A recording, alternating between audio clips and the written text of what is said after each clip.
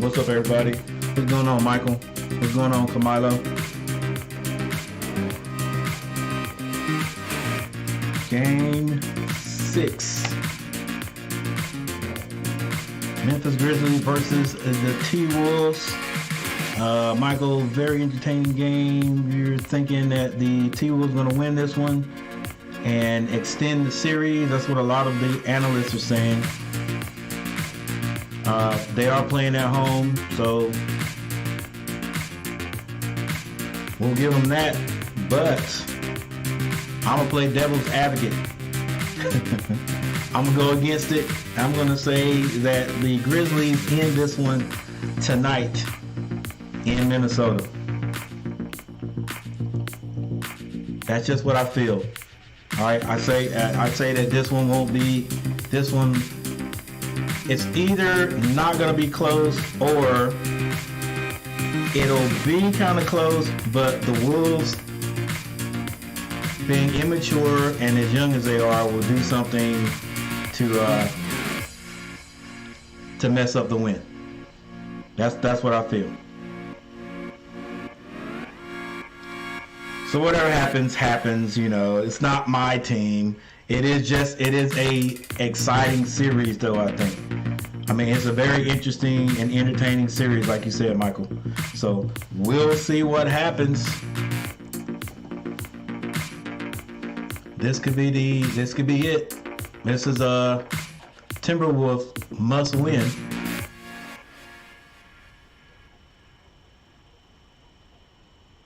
Now, if the Timberwolves win this one, it goes back. You know, I'm still expecting the Grizzlies to pull this series off, but man, they're just letting the Timberwolves stay. Okay, I'm saying letting. The Timberwolves are staying in it too long because you know, technically they should have actually sent the Grizzlies home by now, but they've blown these great leads they've had. You know, just to me, just coming down and being all I can say is immature, not immature, but just, you know, what do you call it? Just not inexperienced is what I call it. Inexperienced, but they're full of talent. They've got the one calming voice, and that is Patrick Beverly. I like the way he slows things down sometimes. If they could get in the head of Big Cat sometimes and tell Big, I mean, they just got to have some experience. But Big Cat's been around long enough, man. Sometimes you just got to look at the situation and say, hey, let's slow it down. We got the lead. We have the lead. Let's slow it down and take a good shot, you know. But both of those teams do that sometimes. In that last game, it went back and forth. And a lot of times it was like, man, why you guys shooting? You have the lead. Slow it down. You know, move the ball, run some time off the clock, and then take a good shot. But that's young, energetic inexperience from you.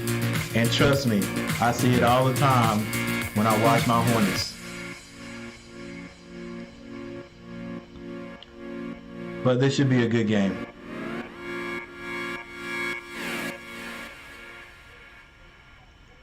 All right, taking a look at matchup predictor. Now, matchup predictor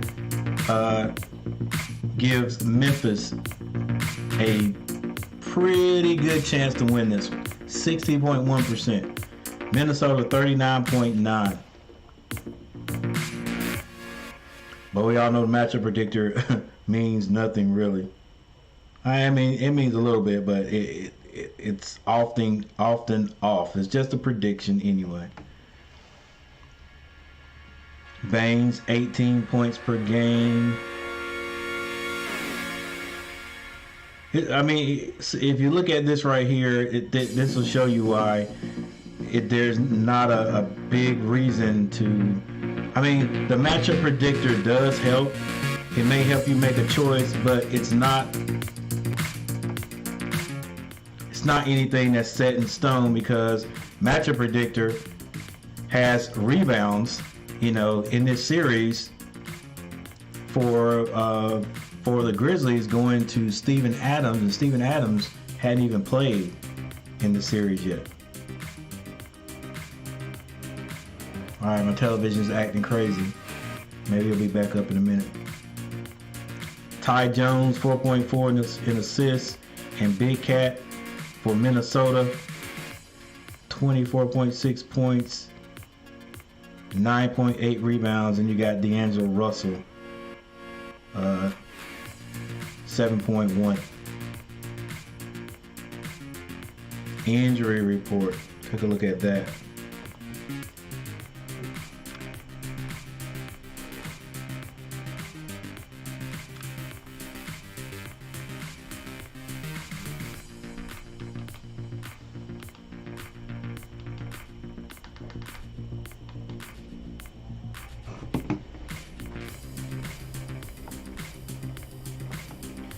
Steven Adams out. Is he out? We're just not playing.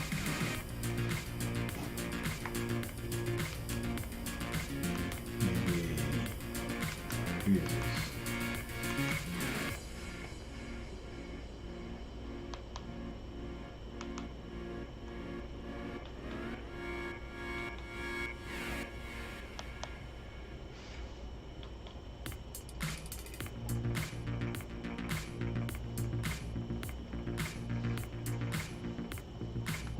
Zaire Williams, day to day.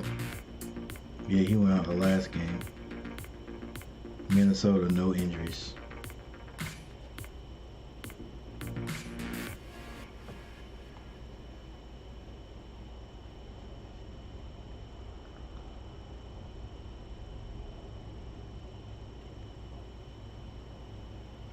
All right, technically this game is supposed to be starting now.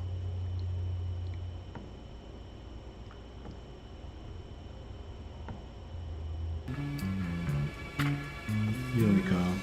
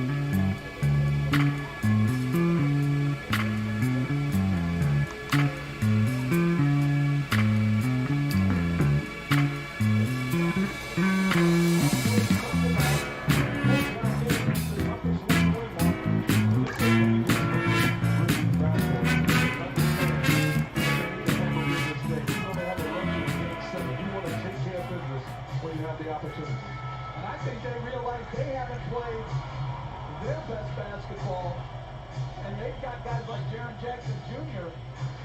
who can play it a lot better. Well, they held Minnesota at a players-only meeting the day after the Game 5 loss, and what they talked about was move the ball more. That's what hurt them at the end of Game 5, where even their coach Chris Finch called too much hero ball. They've been a fun and exciting, and yet, again, unpredictable team. All right, here we go. Tip is up, and it's tipped again, and it goes to Ja Morant and the Grizzlies first. The second best record in the NBA. Ball is stolen by D'Angelo Russell. Still has the ball in his hands, dribbling at the top between the legs. Almost loses it. Bad pass down at the knees of Karl Anthony Towns. Still the Wolves ball. Hot dog, man. That means you'll be happy. You got your touches early. Well, one thing I will say, Mike, you mentioned the players-only meeting. I'm not a fan of that, especially coming into Game 6.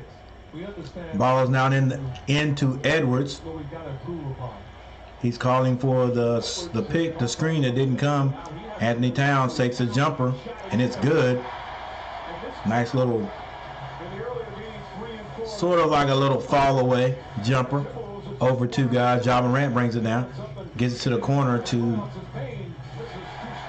Bane, who misses, and Beverly comes out of there with it. Gets it to Karl Anthony Towns at the top of the key. He drives, misses, rebound Bane. Bane is fouled. It was not called.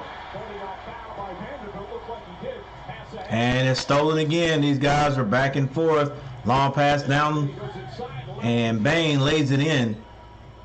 Tied up 2-2. What's going on, everybody? It's Coach Gary. Welcome to G-Daddy Media. Guys, hit that like button as you come in. If you're not a subscriber, subscribe to the channel. Beverly shoots a three. It bounces on both sides of the rims and comes out. Now Ja Morant with it, brings it down. Picks the dribble up, gets it back, and he drives. 1 foot jumpers off the mark. Lead pass down the lane. Beverly has it. He floats it over the rim. Hits nothing. Grizzlies come out of there with it. Now it's Brooks. Drives all the way. Misses. He gets his own tip, but he misses that also. Now it's Anthony Edwards' time. He comes down on the left side. Then he slows everything up. Decides to go to the basket. Using that brute force. Gets right into the lane and hits his first shot of the game.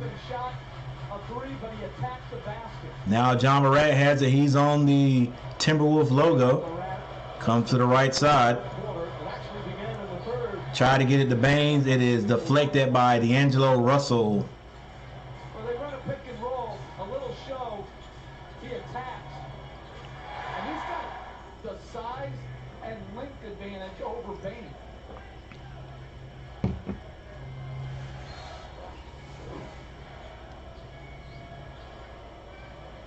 Ja Morant has it deep in the right-hand corner. He shoots a three. It's off rebound. Timberwolves. Edwards comes out of there with it. Gets that to Beverly at the top. He's setting up the play. Gets it to Big Cat. He is fouled in the lane. Think that's going on Vanderbilt. Of the very, very, very few teams you see have their 5 men show out. The score is 2-4. Minnesota. 9 minutes and 5 seconds into the first quarter, or left in the first quarter. So that means about 3 minutes have passed. Now Beverly has it. He's deep on the right side, looking to pass it, but he gets in the lane, and he is called for traveling. Foul call on Memphis was Jaren Jackson. That is a key element and has been throughout this series. Jackson had a terrific regular season. Has been in foul trouble almost every game. He's fouled out. All right, that's Jackson in there. Jackson, Vanderbilt, and Tillman in there. Ja Morant has it. He gets it over to Brooks. Now they get it to Tillman. Bounce pass. Morant kicks it out to Jackson for the shot. And the three. 5-4 right now. Memphis takes the lead. Edwards going hard to the basket. Layup is good. Again, he's attacking the show of Xavier Tillman, getting around him, and then a beautiful left-hand finish. And you're right, if you're Tillman, you got to do a better job of showing, not allowing him to turn that corner.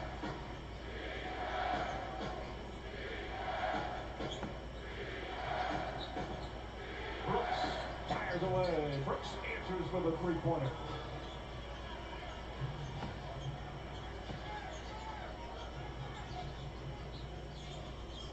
All right, this should be a little better. Russell, backdoor, Edwards, wild shot, but he got fouled. They're going to say in the act of shooting. So Anthony Edwards will shoot a couple of free Here we throws. go. Already saying, talking about Game 6, their first elimination game, that it's time to show up. Just 20 years old. It's that game-time three with just under 4 seconds to go. In Game 5, but then Ja Morant. Anthony Edwards hits a free throw. He was fouled on the play. He's leading all scorers right now. And Edwards played a pivotal role in that as well by going for... The score is 8-7. He just made a Memphis. play and a horrible decision. Edwards ties it up. It is 8-8 right now. Baines throws it into Ja Morant. He said, dumb mistake. His quote. Ja Morant. Bain gets it to Brook, back to Baines. He drives, floats one in there. Desmond Baines had a terrific series, especially the last 3 games. He's had 25 or more. Scored big in the first 2 games here at the Target Center. DeAndre Russell brings it down. He hands it to Big Cat. Tried to get it back to him. Ball's loose. It's on the ground. Everybody's sliding around. Now Russell comes out of there. He may have been fouled. It wasn't called. He gets it down the court to Edwards. Pulls up for 3, and he rattles it in. Anthony Edwards scoring all the points for Minnesota at this point. Ja Morant pulls up, short jumper. He's fouled in the air. He can get that all night. That was on Karl Anthony Towns, a man who never makes a foul. NBA First Round on ESPN is presented by... Now, it could have been late. The refs are calling things late now. It's like they're taking their time. They're seeing what's happening. Big Al. Yeah, Big Al. Al Jefferson. Boy, I miss him at the Hornets. But, yeah, the refs are taking their time now and not calling some fouls immediately. They're taking their time. They're letting it happen. Sometimes the ball is blocked, deflected, may even hit the rim, and then the ref blows a whistle. And a lot of people are finding that kind of hard to get used to, but, you know, a foul's a foul no matter when you call it. All right, so we have our first timeout on the court.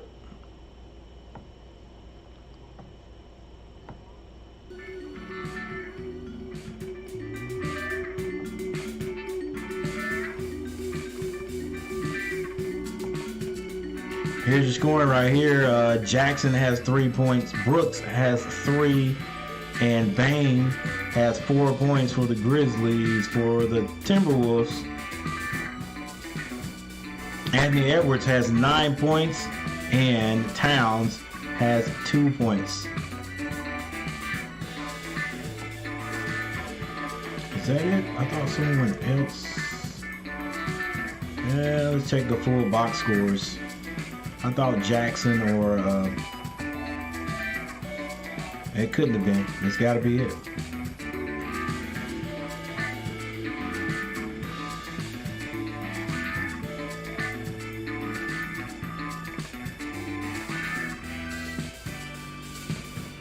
Towns, Vanderbilt has not scored. All right, so Jackson on the Grizzlies has scored. All right, that's who it was.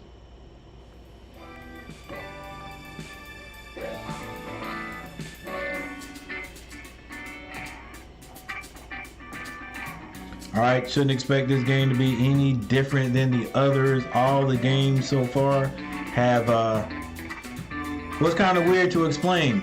These games, you would, if you look at watch some of the games, a lot of times the Timberwolves have had the lead or control over the game, the entire game until the end of the game, and then here comes the Grizzlies storming back to win the game. I mean, what were they down? 24, 26 points one time and came back and won the game.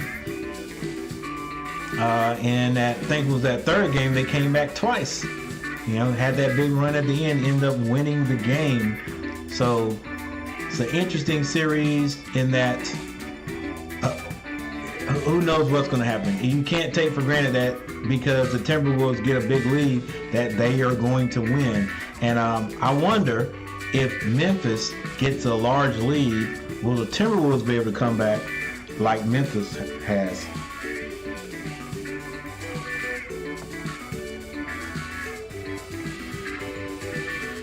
All right, scroll down here because usually they have the scores of the games of the series. They don't have it up yet.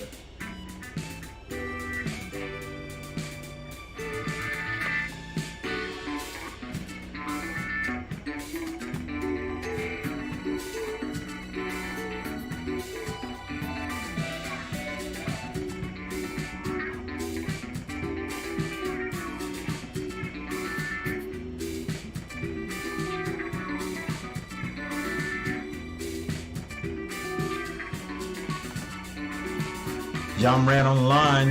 He misses one.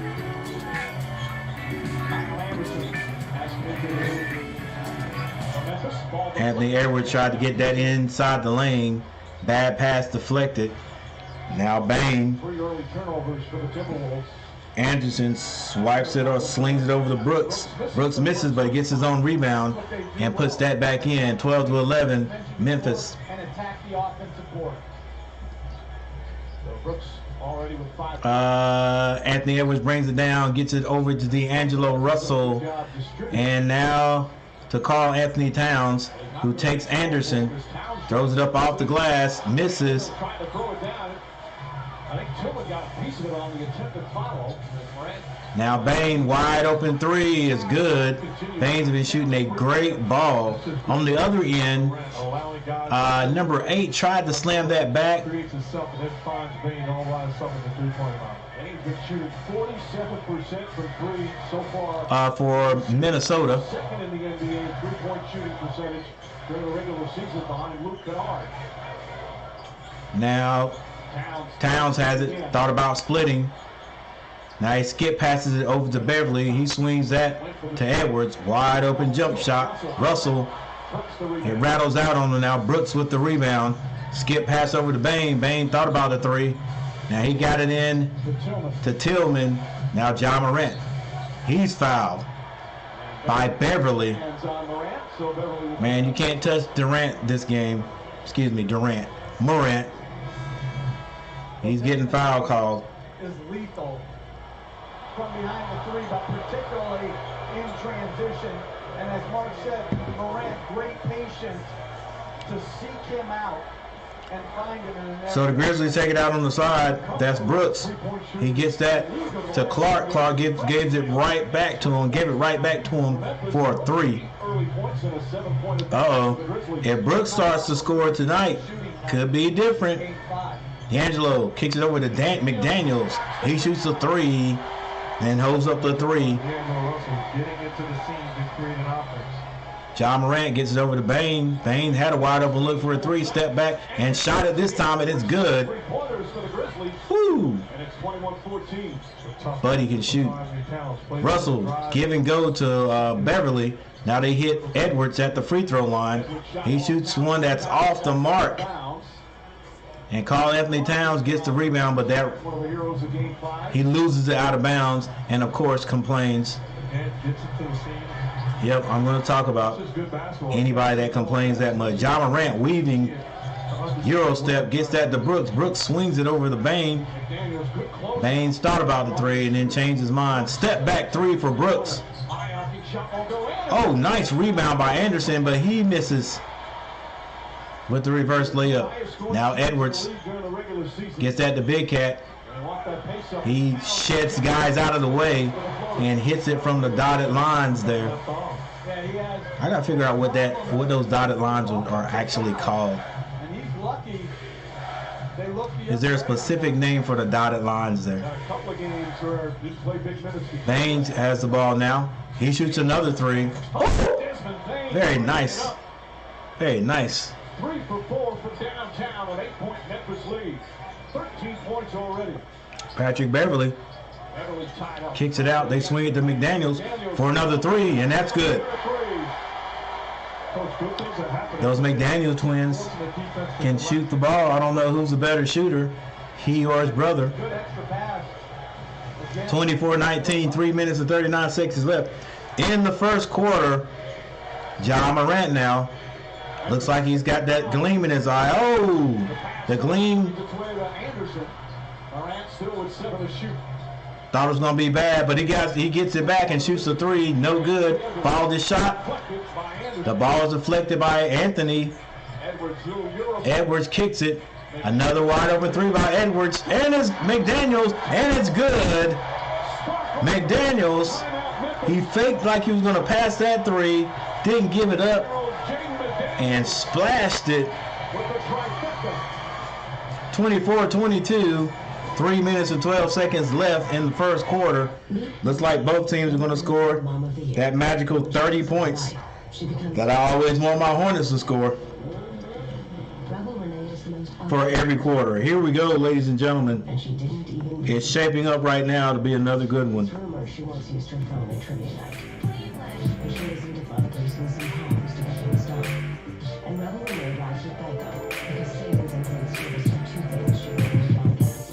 All right, if you're watching, if you're in the chat and you haven't answered the question there, will Ja Morant and the Grizzlies in this series tonight? Go ahead and do that. I'm getting ready to move this out of the way.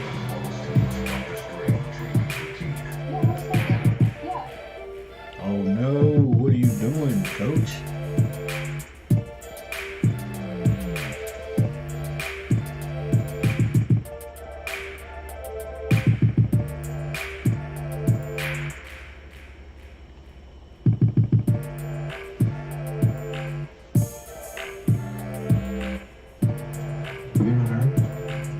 I'm not exactly in the mood these days.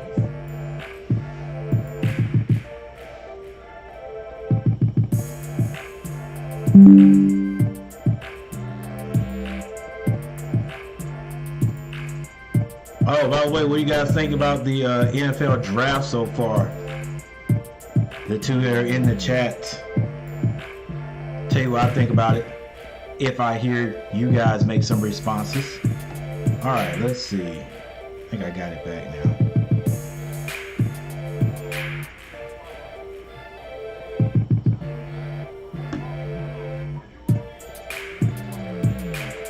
(22-24) is the score. Both teams shooting it pretty darn good right now. 52.9 and 53.3, basically the same. 3-point shooting, Grizzlies 6, Timberwolves 4. 60% and 66% from the 3-point line right now. Free throws, the Grizzlies are 0%. They are 0 of 2. And Minnesota, they're 100%, 2 of 2. All these things will change. We know. Rebounds just about the same, 7 to 8. There's your assists, your steals, your blocks, your turnovers, 2 and 3 already in the first quarter. And points in the paint, that is exactly the same. 6-6 tie. Biggest lead was by the Grizzlies, 8 points. But we have a lot of game to go.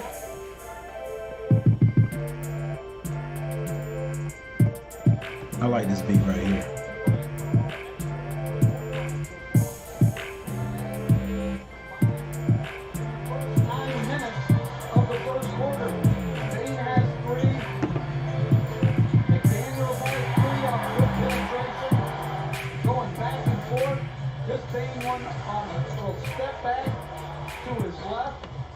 and then they don't rotate to McDaniels, he knocks it home once again. The two teams combined 10 for 16. All right, here we go. John Morant turns the ball over. Russell kicks that to Beasley, back to Russell.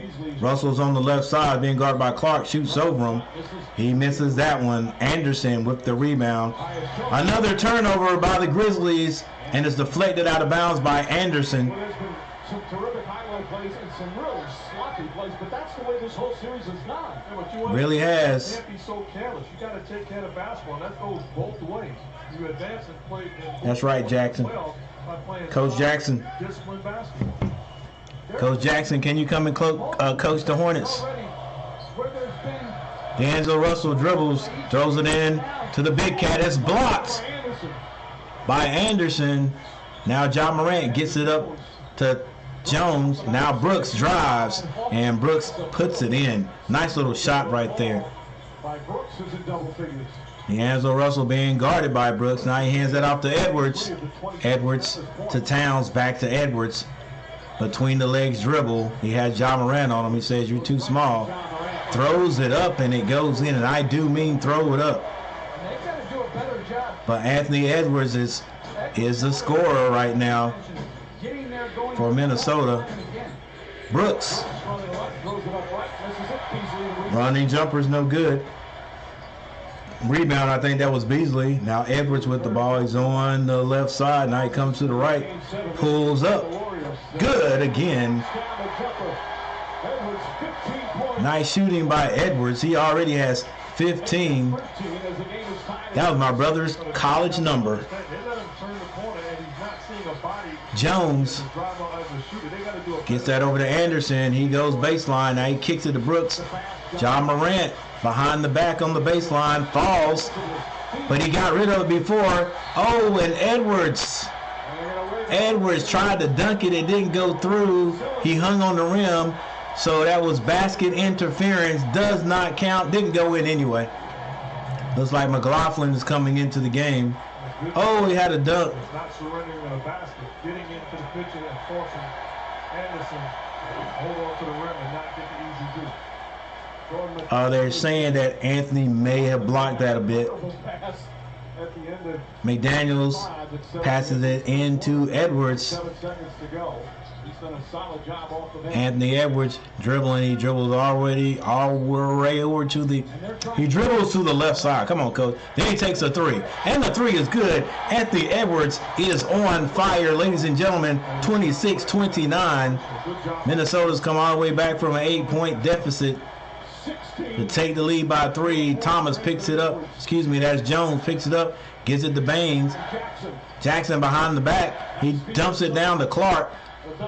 Boy, what a nice double clutch that was. Moved the ball around beautifully and laid that up. Now it's a 1-point game with 42 seconds on the clock. Anthony Edwards with the ball in his hand, crosses over between his legs, almost loses it, picks it up, tries to get it over to the corner, and throws it out. Throws it away. Looks like McLaughlin hit that ball. It's going to be Minnesota ball with 7 on the shot clock. But I think they're giving it to the Wolves. Let's see. Baines had his hand on it. McLaughlin. Oh, McLaughlin didn't touch it. Like this right call. That's a good job there, McLaughlin. 7 on the 24. All right, they get that one into Big Cat. He takes a 3. Off. Rebound, Bain. 21 seconds left in the first quarter. 2 people in the chat. Thank you guys for joining. Make sure you hit that like button so I can have at least 2 likes on the broadcast tonight. Grizzlies going to take the last shot. Jones is fouled, but I think they had a foul to give. That was the Timberwolves. Jones intelligent. He did it here. Now McLaughlin fills a similar role that Tyus Jones played here. Smart. Now 6.4 seconds on the clock. Anthony Towns goes out, so he doesn't get a foul right here with 6.4 seconds. Bain gets it in to Tyus Jones. He gets it over to Ja Morant, gets in the lane.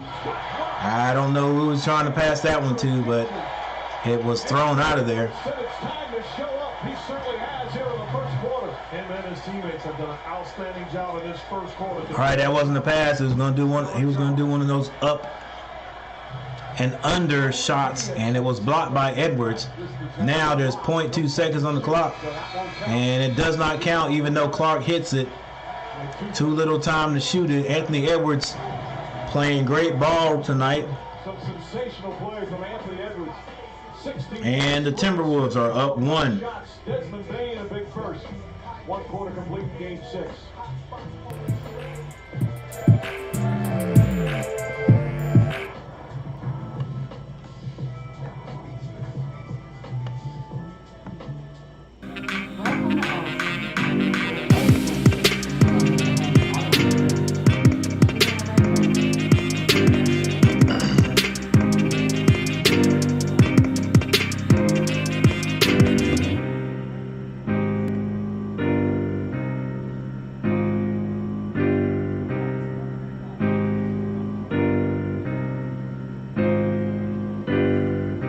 All right, for the Grizzlies, Jackson has 3 points. Brooks, 10. Brooks is doing a lot better scoring than he was the other night. He is actually 4 of 8 from the field, 50% there. 2 of 3 from the three-point line. So the Grizzlies have Brooks in the mix right now offensively. Ja Morant has not scored yet. Bain has 13 points off the bench. Clark with 2. For the Timberwolves, Anthony Edwards, 16 points. Towns has 4. And off the bench, McDaniels with that nice barrage of 3-pointers. He's 3 of 3 from the field, and all of them have been 3-point shots. He has 9 points. The score is 28-29. Neither team actually got 30, but that's close enough. I'd take that. This was my Hornets teams playing.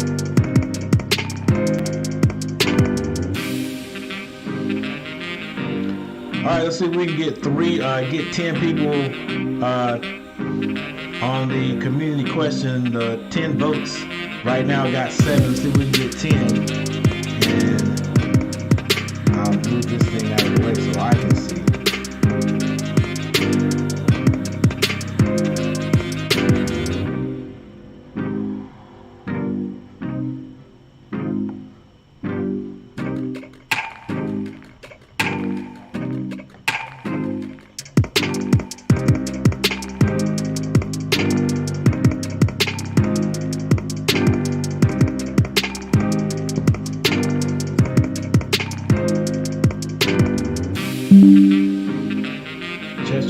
Notifications, 1 friend request, 14 messages, and 1 event invite. Okay, we'll check that out later. Alright, since nobody's going to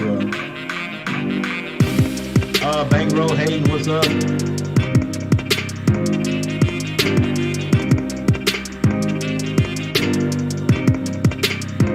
There's 8 votes. Let's see if I can get 2 more.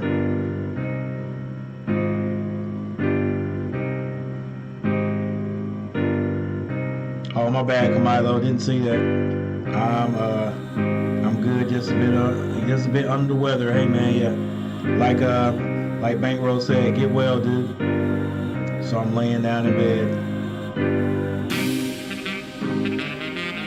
Boy, if there's nothing else I hate worse. There's nothing I hate worse than being sick when it's warm outside.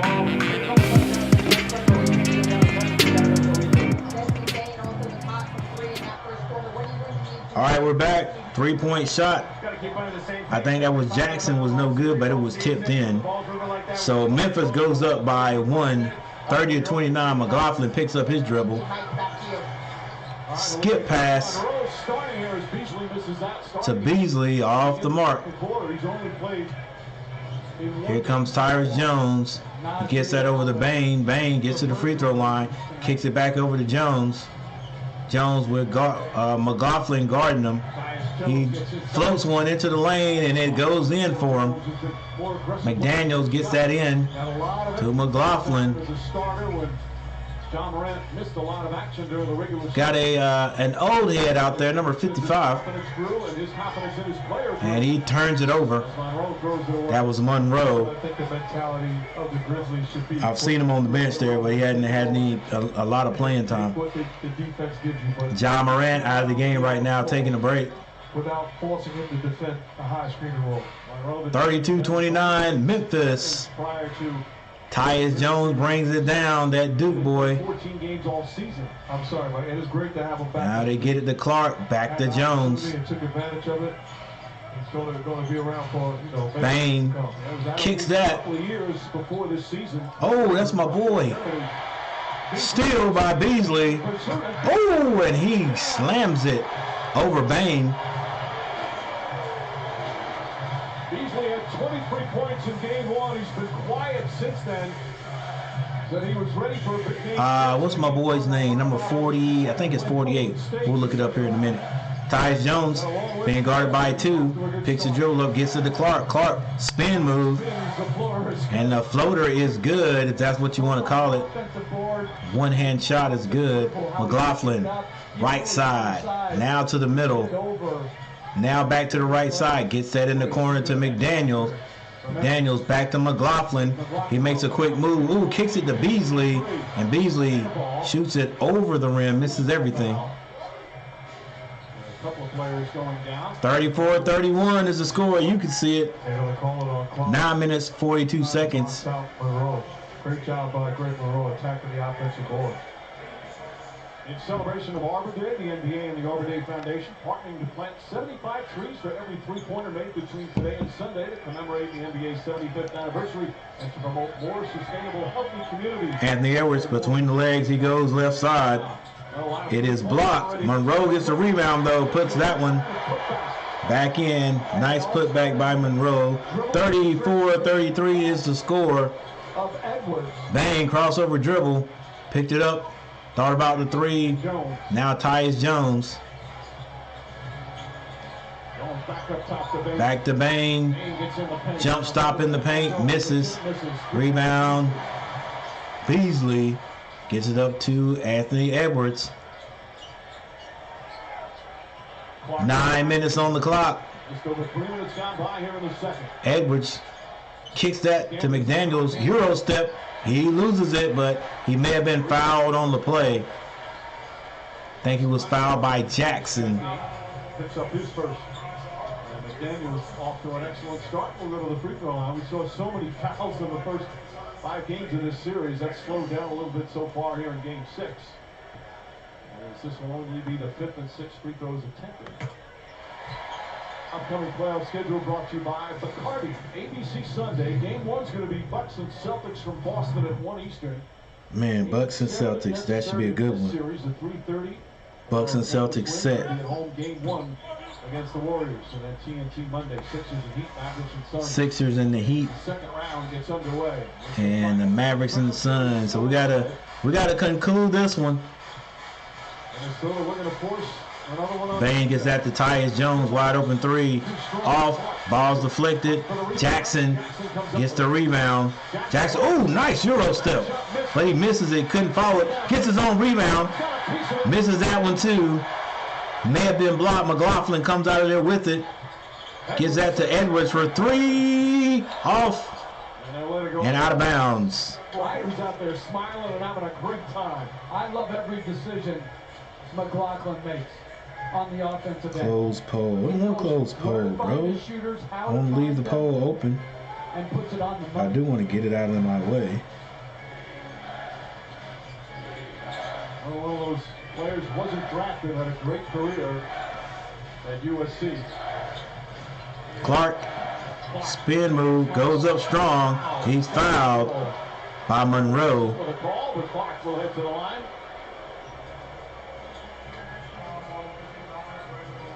First foul on Monroe. Clark, game 5 was his shining moment. Played 37 minutes, 21 points, 15 boards, 9 offensive rebounds, including 7 offensive rebounds in that fourth quarter. And the second terrific comeback of the series for Memphis. Beverly will return.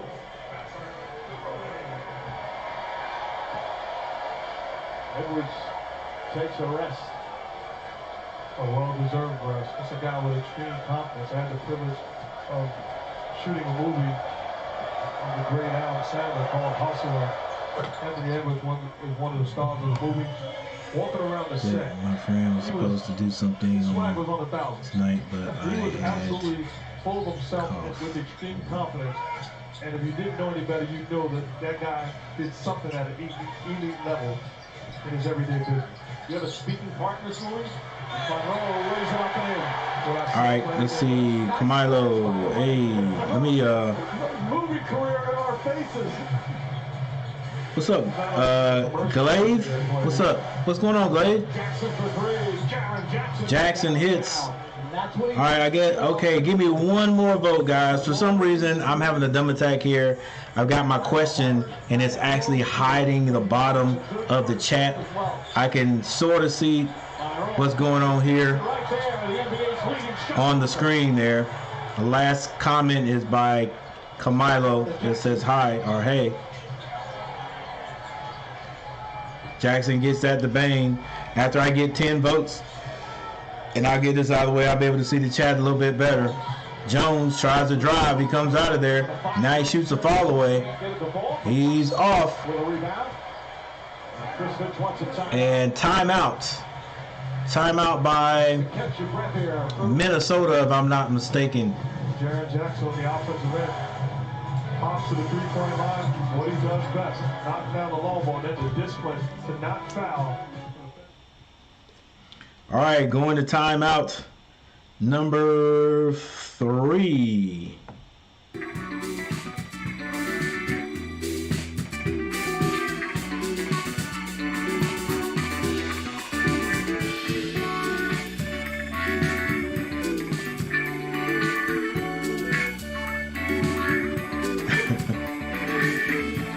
Let's see here. See if I can get my chat box looking a little better.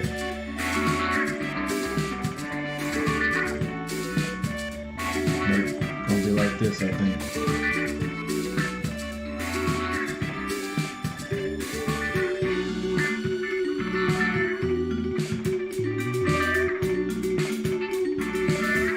Okay, I got it. There it is, the 10th vote. I'm going ahead and close the poll right now. Then I'll be able to see the chat a little bit better. Oh, that Cam, that's not Camilo, that's my youngest daughter, Camille. What's going on, Camille? What's up? I wonder why Camilo would just come on and say, hey, he's been on here. All right, Glade, what's up, Coach? Get well soon, Camilo. Hello, Bankroll. Hello, Coach. How are you? I'm good. Knowing what's going on. Can you see us? I got you now. Camilo, I hate being sick. Me and my friend was supposed to do something on the night, but I had to call and cancel.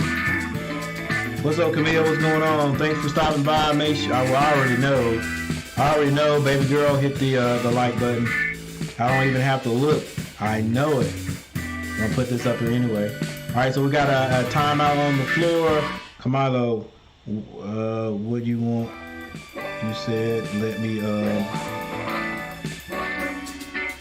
I was going to get rid of my poll because for some reason, I don't know what it is. When I do my poll question, it covers up the bottom of the chat. And even though I can see it, I can see part of the chat on the actual screen. It's just not really clear.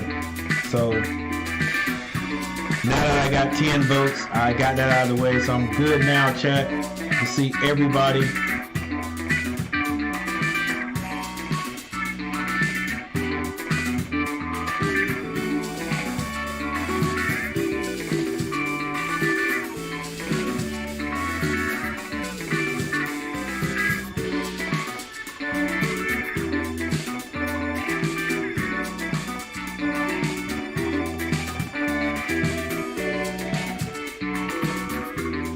39-36.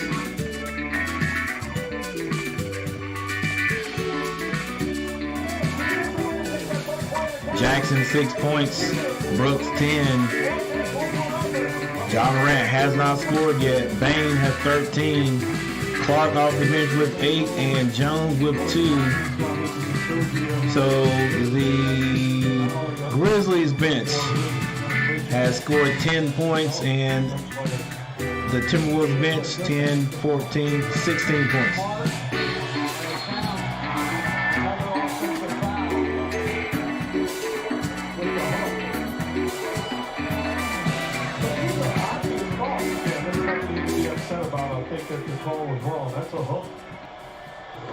Big Cat has another offensive foul. He's an elite coach. He gets a lot of offensive fouls called on himself. In this league, he's one of them. He was an assistant for Mike Budenholzer for 6 years. He gets at least one charge a game, so he's got to get a charge tonight. Look, he's still complaining. Shut up, run, play. My bad, chat. Ja Morant with the ball at the top. Crossover dribble. He kicks that to the corner to Jones. Now Brooks. Short jumper is off. Rebound. Karl Anthony Towns gets that to McCullough. All the way. Layup is good. Ja Morant skips it over to Jones. 39-38. Now Tillman gets it to Jones. Jones dribbles over. Back to Tillman. Tillman pulled up for a 3. It was good, but Tillman was out of bounds. That happens a lot in the pros in the NBA. McLaughlin got Morant, turned around, laid that in nicely. Now McLaughlin brings the ball down again. He's on the logo. He gets it over to D'Angelo Russell, who pulls up. D'Angelo Russell hasn't scored yet, I don't think, tonight. That rebound by Jackson. Jackson over there dribbling by himself. Now he gets that over to Jones. Jones gets it over to Brooks. Brooks drives in. Off the glasses, no good. Rebound still loose. Now Beverly comes out of there with it. Beverly wants to go all the way to the basket. He does. He's fouled and it's good. And Minnesota comes back. And Patrick Beverly, once again, he shows the "you're too small" sign.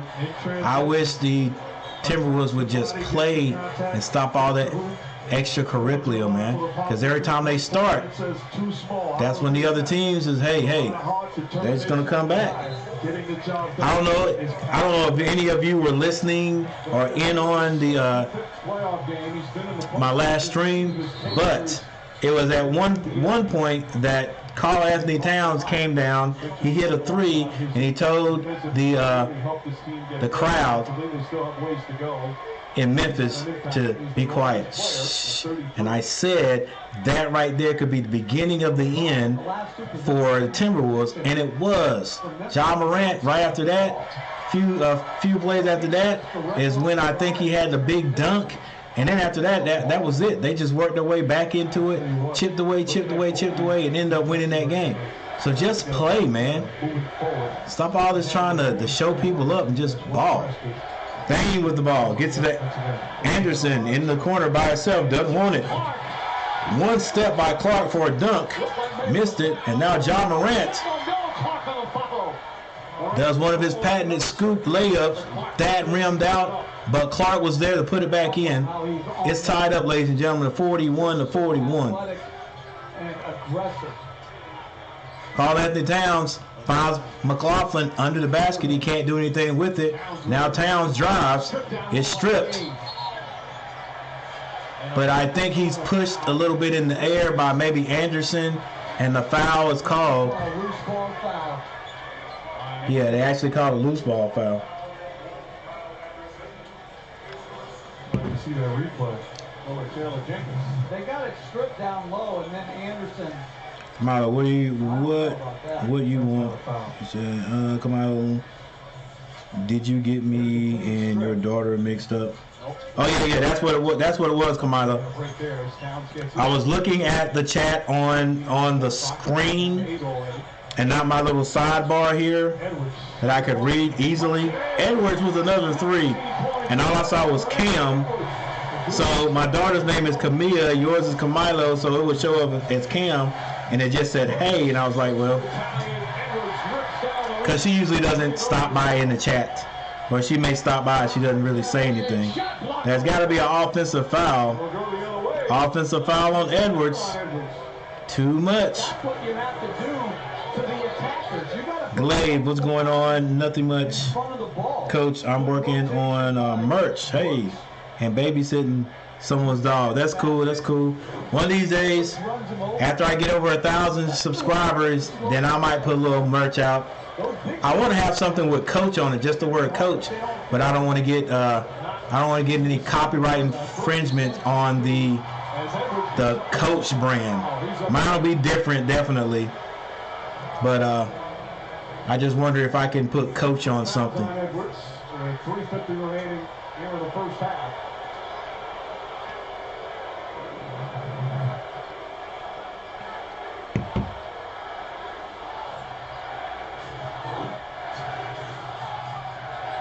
It's Grizzlies ball.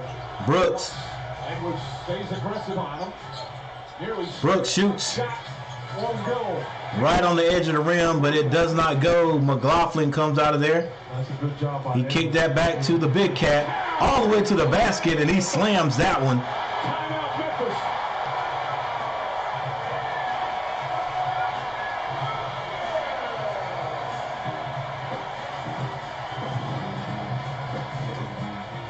Carl Anthony Towns gives the 2. So we have another timeout.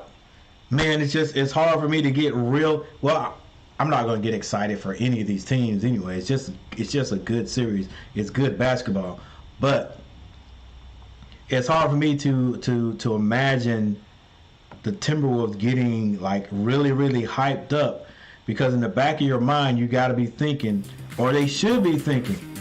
If they're not thinking, they should be thinking, man, we've been in this position before. We've had a lead before, and these guys always find a way to come back. Or we somehow give them the opportunity to come back. So they got to play with enthusiasm, but they got to play with control. Don't get too hyped, so hyped that they make unnecessary mistakes. And with that said, let's take a look at the team stats. And let's skip around. Go over here to the turnovers. Grizzlies have 7, Minnesota has 6. Can they curb these turnovers here? Both teams, but definitely Minnesota. Can they curb those? Rebound. Minnesota 17, Memphis 19. That's pretty even there. 3-point shooting. I mean, you can win games without hitting 3-pointers, but you just gotta have good fundamental basketball. The Timberwolves are shooting 6 of 13 for 46%, and Memphis 7 of 13 for 53%. Both teams shooting pretty good from the 3. Field goal percentage, Minnesota 51.4, Memphis 42.1. You would think that would make a big difference, but Minnesota has shot a lower percentage. I would say a lower percentage most of the games that they played, and during most of the games, and they sit here with a 1-game lead over the Timberwolves.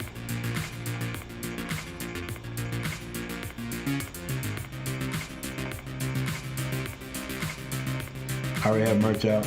It's on my website, so I'm working on more like water bottles, sweatpants, bracelets, headbands, and some doggy stickers.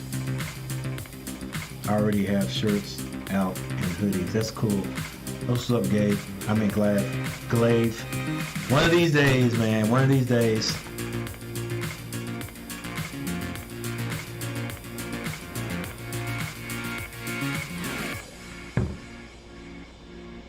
I don't know what I want to put. I want to put Coach on it. I don't want to put Coach G on it, because if I could put Coach G on it, then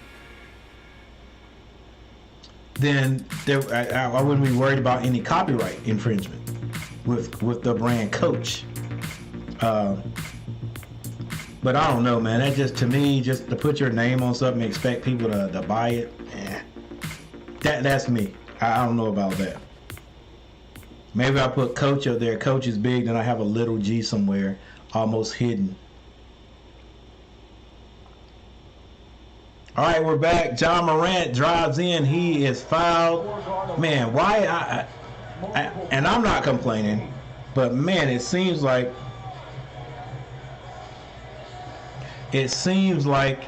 John Morant can draw a foul, or at least get fouls called on him where some people don't. And I know he's a superstar, you know. And I'm saying that because my boy LaMelo Ball, sometimes he can drive in, man, and it's an obvious foul, or a foul like that, and they won't call the thing.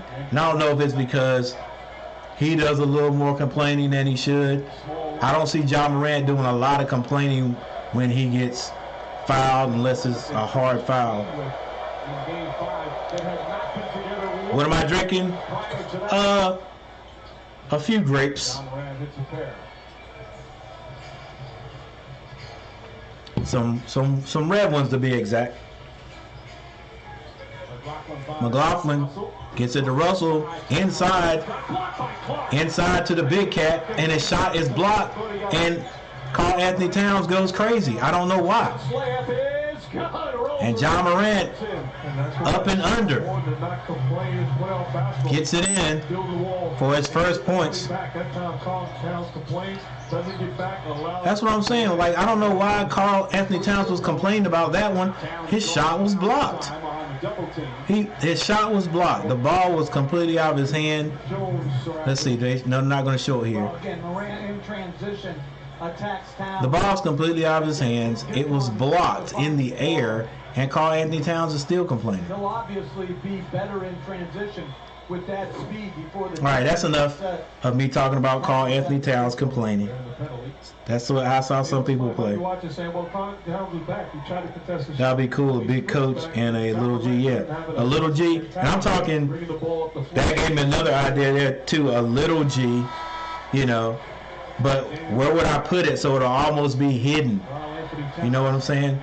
First 6 years, he only played in 5 playoff games. Now the biggest games of his career. Had a great. We'll start off with T-shirts and then move on. Had a career high 60 points. Camilo, I had merch, but it sold out. Oh, look at Camilo. Camilo had. I'm joking, Camilo. All my stuff would sell out. As soon as it sold out, I'd re-up. Tyus Jones brings it down. Gets it to John Morant. It's stripped by Karl Anthony Towns. Now Beverly comes out there. He gets it to Russell. Turned down the three-point line and drives in. Left hand layup is good. Minnesota goes back up by 5. Kareem never scored 60? Nope. That's amazing.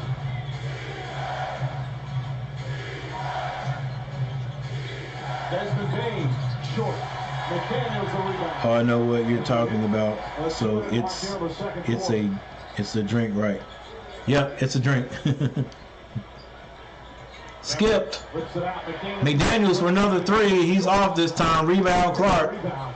Clark already 10 points, 5 boards. Bain brings it down, gets it to Clark. Clark spin move. That is his patented jumper, his patented shot right there.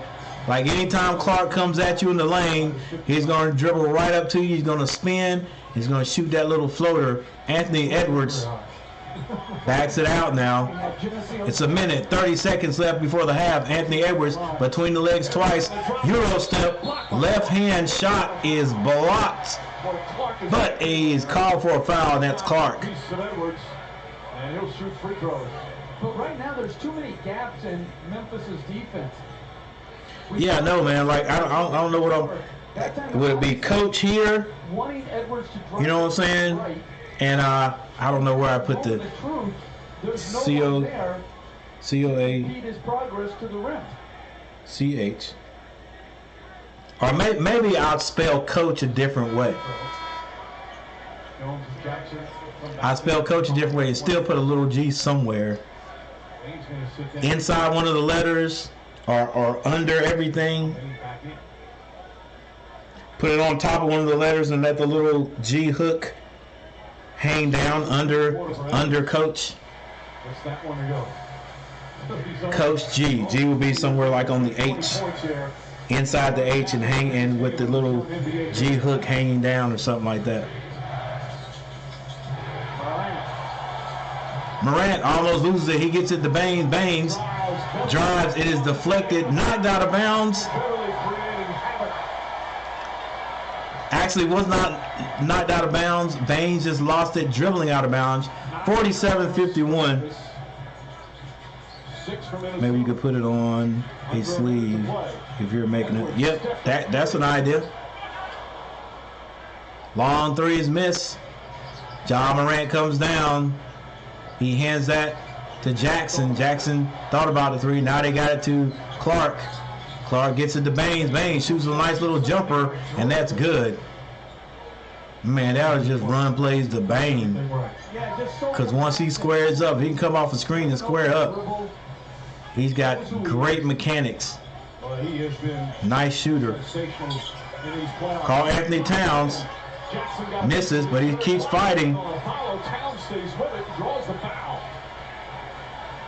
See the Grizzlies, they're saying that Towns used the arm to push off. Towns missed the first one, got his rebound back, and shot it. He missed the second one, but he was fouled on the play.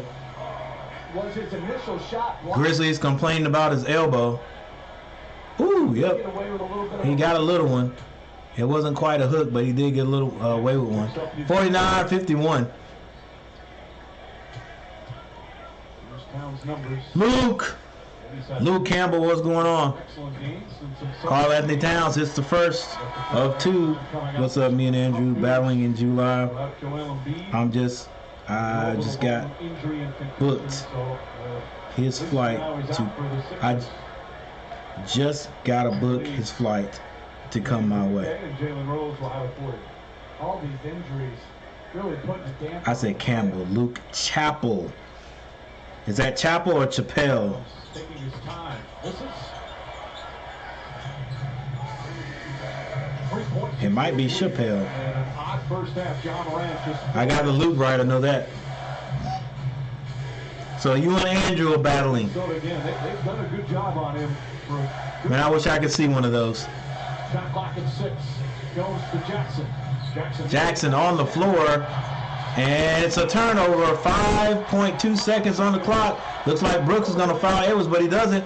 Beverly, fall-away jumper is off. That will end. But the half is done. 49-52 is the score. Minnesota in the lead. John Morant and the Grizzlies looking to move on to the second round. Some spectacular individual performances. John Morant. 20 from Anthony Edwards. Desmond Bain with 15. 2 quarters complete. Minnesota Luke by 3. Chappelle. Where's that Chappelle? NBA First Round on ESPN, presented by Mountain Dew, It's Luke. is brought to you Just by like- Google Pixel, the official Okay, phone cool. of the NBA. Luke Chappelle. I know it had to be one of those. It definitely wasn't Campbell. I just glanced at it. So Luke Chappelle. A surprisingly great race to fit any budget. All right, guys. There is the first half. I've seen a lot of celebrations. From birthday parties, Weddings.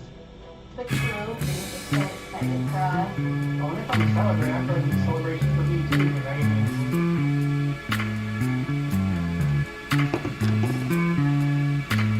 First half action has come and gone.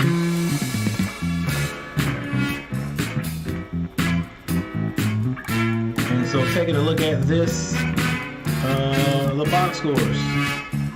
If I'm not mistaken, I think Anthony Edwards is leading all scores. Let's take a look. Jackson at 6. Brooks 10. John Morant has 4 points. He's 4 points. He is 1 of 6 from the field. Bain has 15. Clark off the bench with 12 points, and Jones has 2. So the bench has provided 14 points for the Grizzlies. For the Timberwolves, Anthony Edwards has 20 points.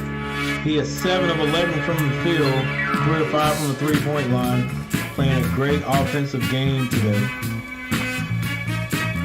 Karl Anthony Towns has 9 points. He is 3 of 9 from the field.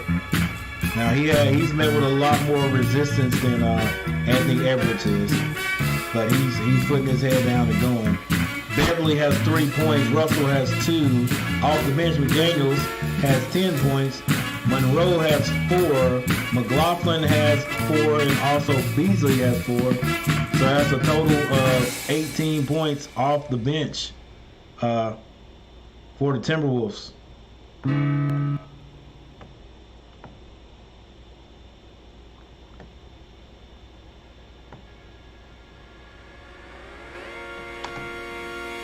Thank you, Camilla.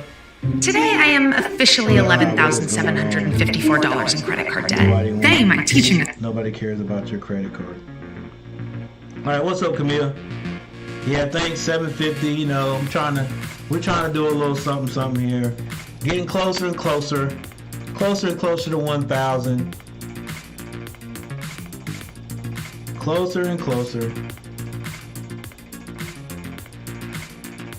So what's that? That's 250 subscribers away. 250 subscribers away. So the way things are going right now, maybe I'll have 1,000 before the end of, well, right near the end of the summer, beginning of fall. So I may have to wait until the NFL season. But of course, we're trying to get it done. But yeah, slowly but surely.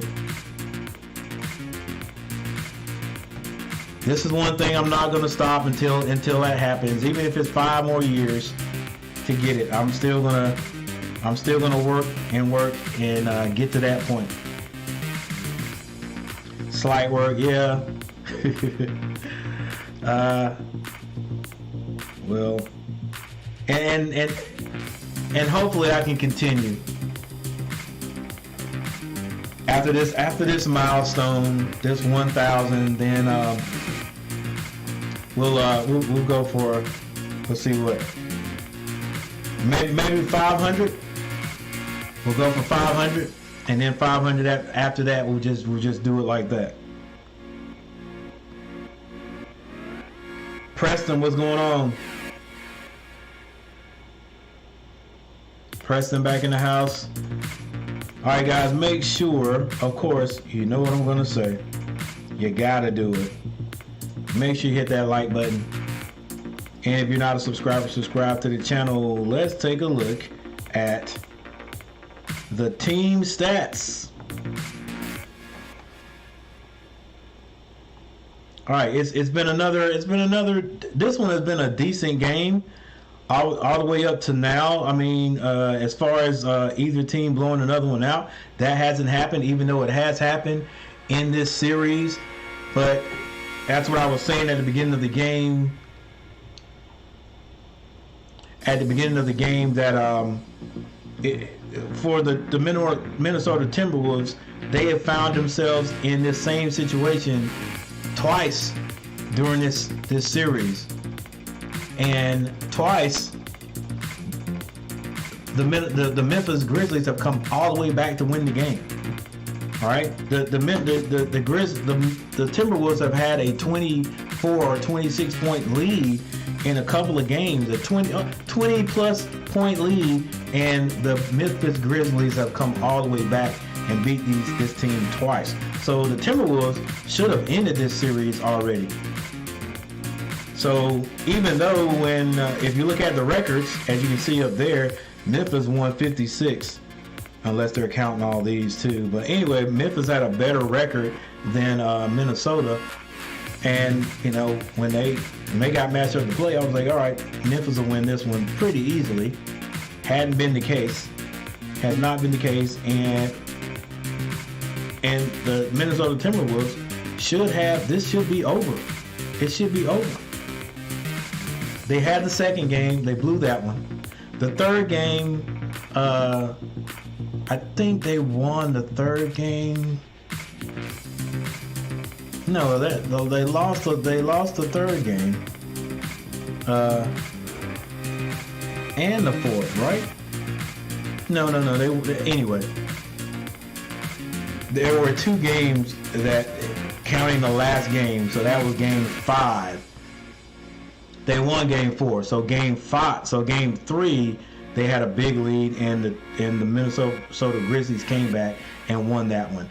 They won the next one, and then game 5, the last game, they had a big lead, and the Grizzlies came back and won that one. So it's got to be in the back of these guys' mind. It should be in the back of their mind that, hey, guys, if we come out and we get sloppy, you know, if we don't keep things tight, these guys will take advantage of it and they'll win this one. And that's it. That's it. If the Grizzlies win this one, it is over, 100% over. And the Grizzlies move on. Herm Dog, what's up? Hey man, thanks for stopping by, bro. Little Red.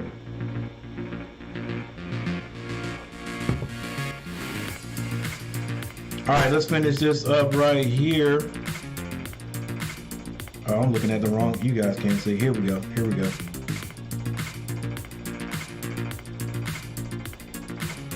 All right. Field goal percentages: 45.2 and 46.3, just about equal.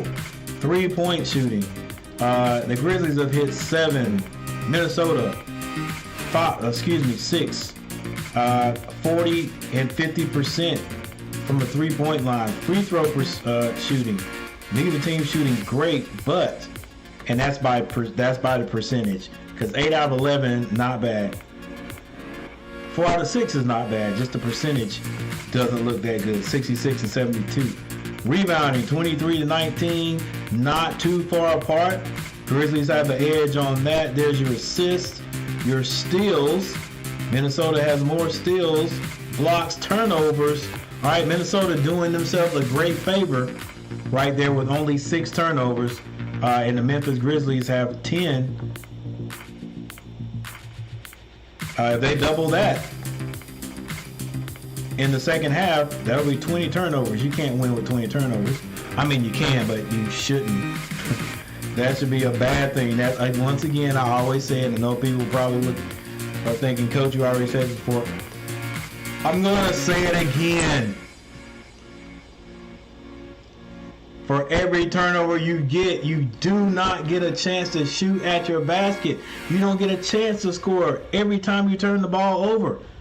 So the Memphis Grizzlies have missed 10 shots at their basket because they turned the ball over. I mean, think about it.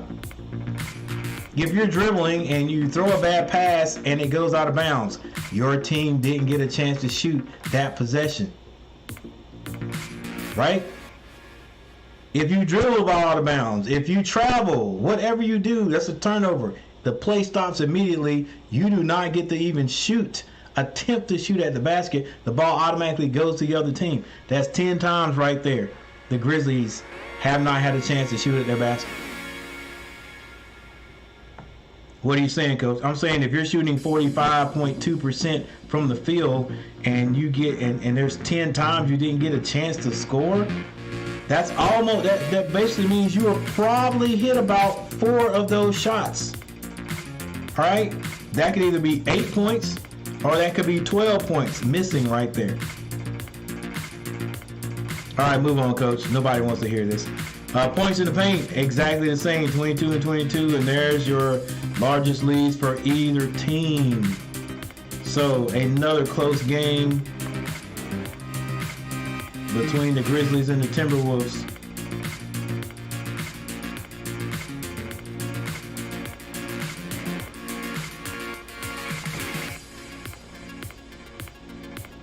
I'm loving the NFL draft.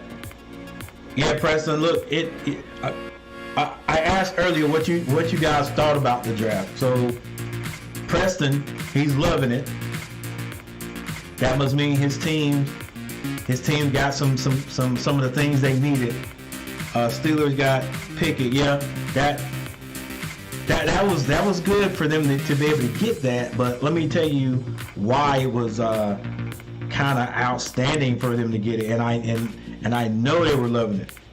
And great receiver, and the Ravens pissed off Lamar Jackson. Yeah, what, getting rid of Hollywood? That's probably it. But I'm gonna tell you,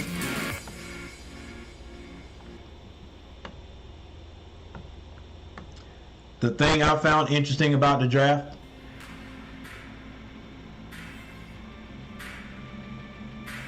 was how the analysts went about before the draft. Everybody was talking about the quarterbacks in the draft. You know, my boy from Liberty, Sam Howell. They talked about Pickett. And, you know, which guy would, I don't know if they, you know, and I'm thinking they're thinking who's going to go first. And they may have been saying, and maybe I'm just off, maybe they were saying which one of these quarterbacks is going to go first. Not that, you know, quarterbacks are going to be something that's very important and teams are going to go and try to get quarterbacks. And that wasn't the case. Like the first, 5 or 6 picks were all defense, like defensive ends. Everybody was going for defense. And then after that, you know, I think Pickett, I forgot what Pickett was. What Pickett was. I'm sure you know, Preston. But I think he was 12? No, 12, 14 or 15, something like that. The draft people made Pickett sound like he's a long shot to be great. Well, all the analysts were saying he's probably the best to get, you know, the best quarterback in the draft. What I was just surprised about is how long it took for a quarterback to get picked. Right? Like, he was the only one to get picked in the first round. I need to do some research to see how long ago it's been since it took that long for a quarterback to get picked. And I might be just ignorant of the fact. But I think he got picked, 12, 13, 14, something like that? It might even been like 15. And then after that, they went right back to picking. They had offensive linemen. Quite a few receivers got picked.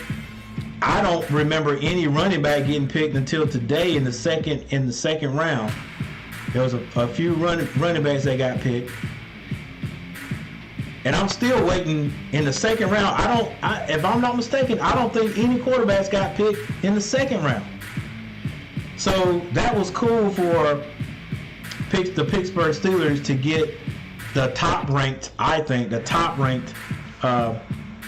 quarterback in the draft, and he lasted that long because I know they were thinking somebody's going to get him. Like everybody is thinking. Even I was thinking, hey, maybe my Panthers would pick a quarterback. Maybe my Panthers would pick a quarterback, and they passed over that to get an offensive lineman, which is cool. The only thing about that is I think we may be sticking with Sam with our quarterback. We may be sticking with our boy. And the good thing about that, my Panthers we don't have another pick until the 4th round. And 4th round was 135th is the next time we get a pick, if I'm not mistaken. So all the quarterbacks, all those top quarterbacks may be gone by then. If they're not, cool. Maybe they can get one, but I don't know exactly what our quarterback situation is going to look like. I think we might be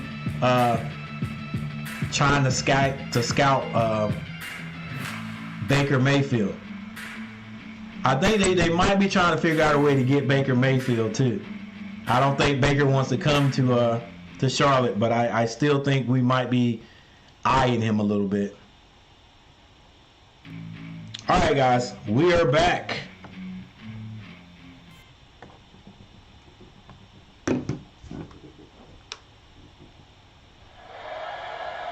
Well, they're blitzing him with Towns. And that got him playing. I don't even think the Liberty quarterback went in the second round. No, he didn't. Like, he did not. I don't think any quarterback went in the second round. So they've got him still out there. Everybody was high on him being a decent quarterback, and Sam Howell from Carolina was his name has been mentioned a lot, but none of those guys have got picked up yet. Well, they may have got picked up now, because a few minutes ago I don't know what round it is. It may be in the third or fourth round now. Steelers are always interesting drafting late rounds. They managed to find some stars like Antonio Brown. Yeah, they're out there. They're out there. We just don't know who's going to turn out to be what. Some of those guys are just really decent in college, and they haven't met their potential yet, and they end up doing it when they get to the pros. Carl Anthony Towns goes up. He misses, but I think Vanderbilt put it back in there. 51-59. Ja Morant kicks that, but it's deflected before he can get it to Brooks. Still out of bounds to the Memphis Grizzlies. What do you tell Ja in moments like this? Ladies and gentlemen, the Memphis Grizzlies were number 2 seed, and Minnesota is the number 7 seed. Baines hands that back to, nice pass, hand that back to Ja Morant, and he hit Tillman under the basket wide open. I don't know if that was a set play, but it worked to perfection. 53-59. That's a great point. Towns blocked the foul. Towns went hard to the basket. He was fouled on the play. People act like these Steelers would have passed on a really good pick quarterback for a quarterback who we don't know can handle high competition because he plays for Liberty. Yeah. No, when Pittsburgh came up, to make their drafts, when their name was called, I was like, they've got to pick, and I was saying they're going to get Pickett to begin with. They know this kid, practice basically in the same facility, and Pickett's good. Pickett's good. And with Roethlisberger moving on, you gotta get some new blood in there. You gotta start a new age. Why not start with Pickett? Accurate, smart, tough. They know him. Well, these two can do some special things. Still got a ways to go. Jackson drives, this block, but rebound by Brooks. Brooks gets inside. Brooks hook shot, no good. Vanderbilt with the rebound. He gets it to Russell. Russell goes by Baines, and he turns around. Nice closeout. Beverly passes it over to Edwards. Edwards drives. He throws it up, and he draws a foul on the play. 53-60, Minnesota. Once again, Minnesota playing pretty good right now. 9 minutes and 4 seconds left in the third. They seem to be playing under control. They have control of the game right now, but that means nothing. Towns was very good as the second best player. It hasn't meant anything for two of these games where they've blown them out. Edwards will be their best player. Towns And Memphis has come back. good second best player. If the Timberwolves can just keep things under control and not be sloppy, they'll be okay. Towns is their best player, and I think similarly, when Jimmy Butler was there on a given night, Mark Jackson, come to the Hornets. so it's a duo that makes him much more effective. We'll take a timeout. You should just say, Big Ben is right. has to give some advice to Kenny. Yeah. Hey, I'm sure he's talked to him before. You know, once again, like they say, all the coach has to do is just go over to the facility and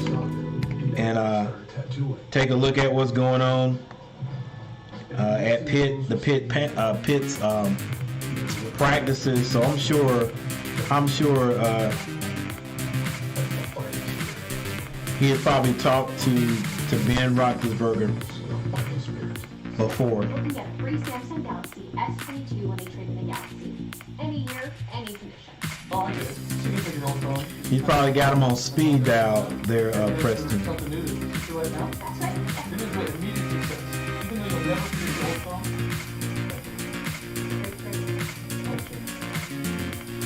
Free Samsung Galaxy S22 when you take the Galaxy trade. Any year, any condition. Only at AT&T.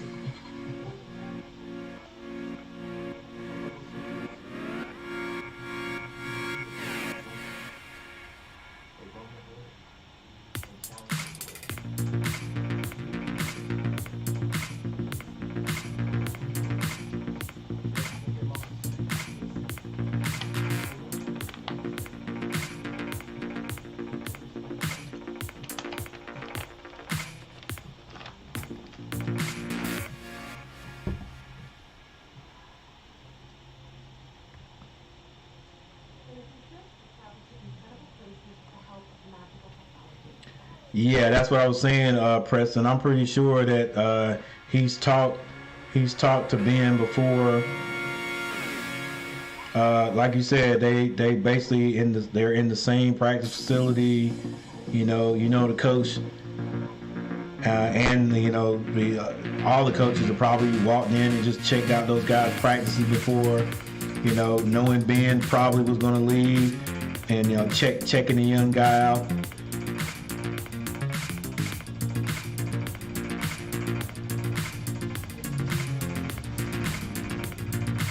Traded for the 12th pick. They started saying Lions were going to take a quarterback, and they showed Kenny and stuff. His family looked like they were going to cry.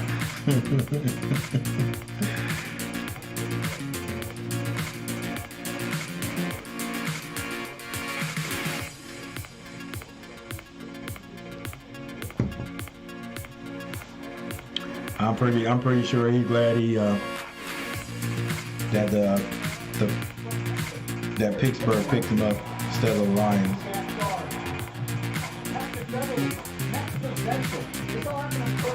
No one stops the ball. Beverly, 3-point play opportunity, and then McLaughlin with the Yeah, they had the fear of Detroit in them. the attack. And it's like, no, please.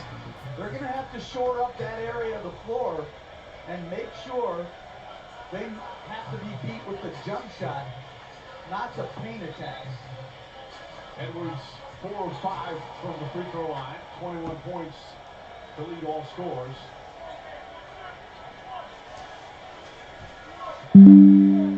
All right, back on the floor. Anthony Edwards on the line. In the play-in victory, as he misses that free throw, and then in his playoff debut, He misses the free throw. Game 1.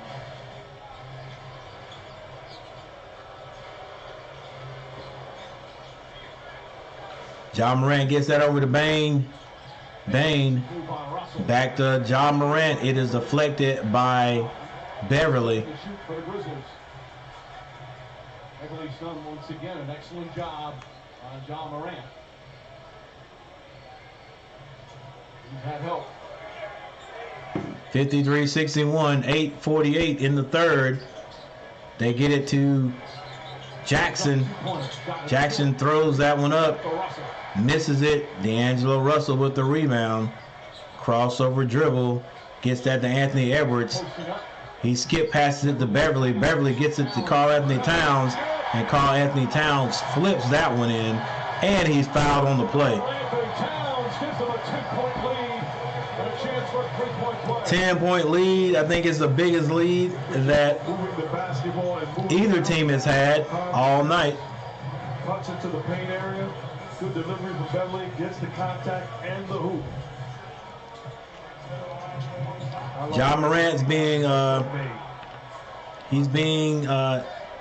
held to 10. Maybe he has 12 points. I'll take a look at that in a few.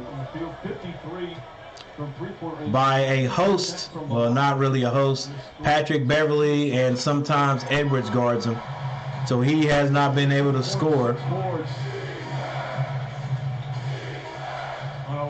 And Brooks came out. He hit 10 quick points. I don't think Brooks has scored since then. And Morant loses the ball out of bounds. Saw that though in game 5. In game 5, he turned it around. But that's just a little blitz. Now there's an 11-point lead by Minnesota. D'Angelo Russell gets it to Karl Anthony Towns. He shoots a flat-footed three. Actually, that was a two-pointer. He had a foot on the line. Brooks. Baines kicks that to Morant. Morant thought about the three, and I got it to Jackson. Jackson's three goes in, and it rims out. Now Edwards gets that over to Beverly. Beverly kicks it back to Edwards. Edwards dancing with Brooks. Gets it to Karl Anthony Towns. Towns on the drive, gets inside, back out Edwards, three-pointer. Edwards shoots the three off. Baines with the rebound. Gets that over to Clark. Clark is fouled by Vanderbilt right there with a reach in. But he slowed down the fast break. 53-66, 7:23. Left in the third. But he's come out and done a good job. Second round pick out of Kentucky. One of 6 kids born in Houston. Didn't play much college basketball and has found just a perfect role. All right, having an NBA team in Pittsburgh. I've just become a fan of the Splash Brothers. His third three of the night. He's got 15. Yeah. I'm telling I for a long time, North Carolina didn't have a NBA team. Towns gets that over to Beverly for three. Beverly hits a three. And Minnesota with their biggest lead. But we've seen this story before. Yeah, North Carolina didn't have an NBA team for a while.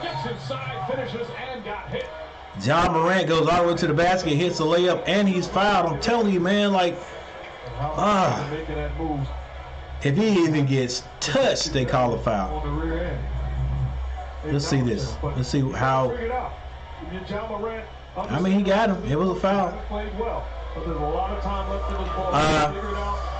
So I only cheered for North Carolina, the North Carolina Tar Heels, and I cheered for them. I was a fan when Michael Jordan came through UNC, and when he left, I just followed him because until then, I would watch a little bit of the NBA basketball, but it wasn't any big thing to me.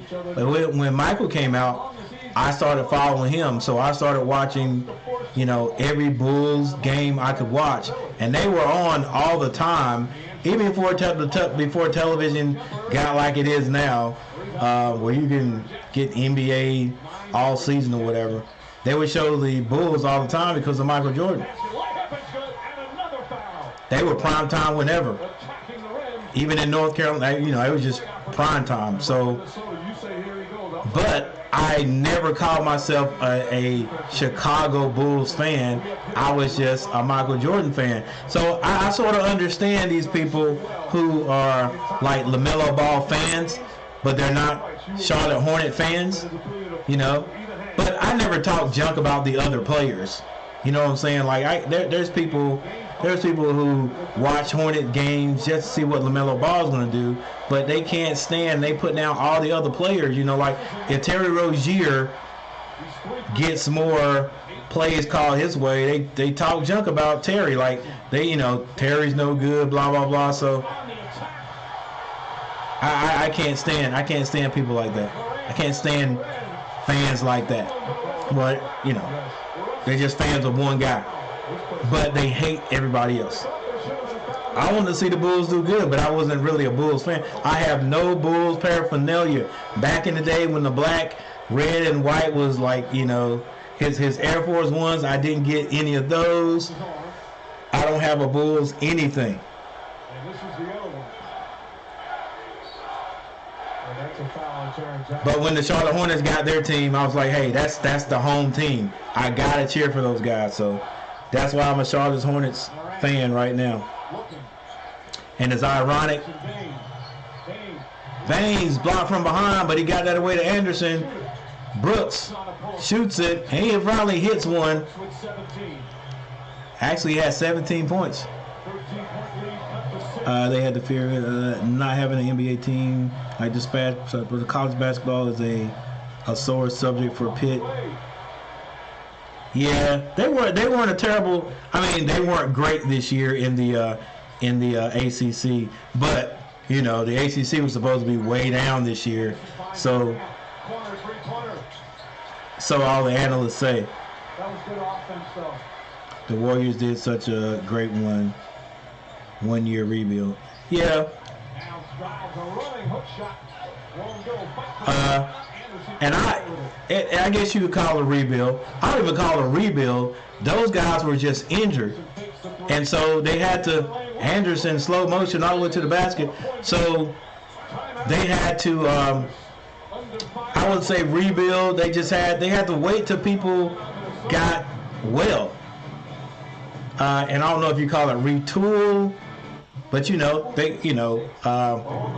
Curry was hurt, for the last 2 years, off and on.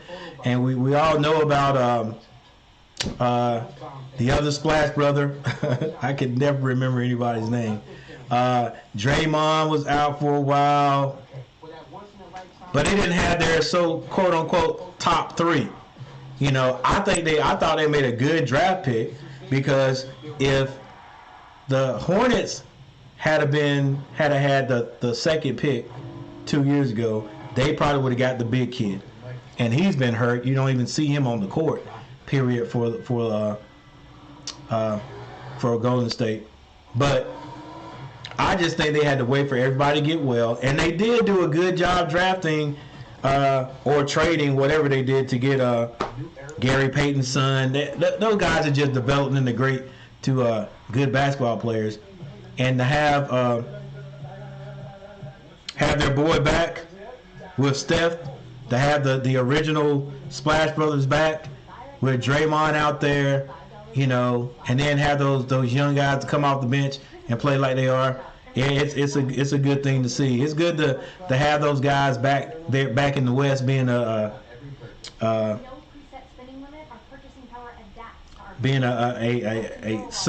team that everybody has to look out for. So it's gonna be interesting. Somebody asked me a few streams ago who I thought was gonna win it, and I forgot about a couple of teams. Because I'm so focused on what's going on the East, with the Heat playing well and the Celtics playing well, and so you got Milwaukee on the West that could repeat. You got Golden State. Everybody's healthy. When everybody's healthy, they're all, and with Steph Curry and the boys, they're always going to be in the mix. The Suns, Booker. I thought Booker might be out a little bit longer, but I think he's back. So it still might come out of the West. It still might come out of the West. Whoa. It's going to be interesting. I personally would like to see Chris Paul get one. I thought they were going to get it last year. But it wasn't to be. Antetokounmpo. They couldn't stop those boys. Spirit of togetherness. Stay together on that stuff, but our urgency's got to be more. We know they're going to throw punches on stuff. It's not supposed to be easy. The Warriors did such a your rebuild, retools, the proper wording. Walter Payton Jr. and Jordan Poole played so well. Gary Payton Jr. Yeah, Gary. Hey, and Poole. Yeah, I remember Poole from last year. Yeah, and Gary Payton Jr. He's a handful, man. He's a handful. Pull the handle there.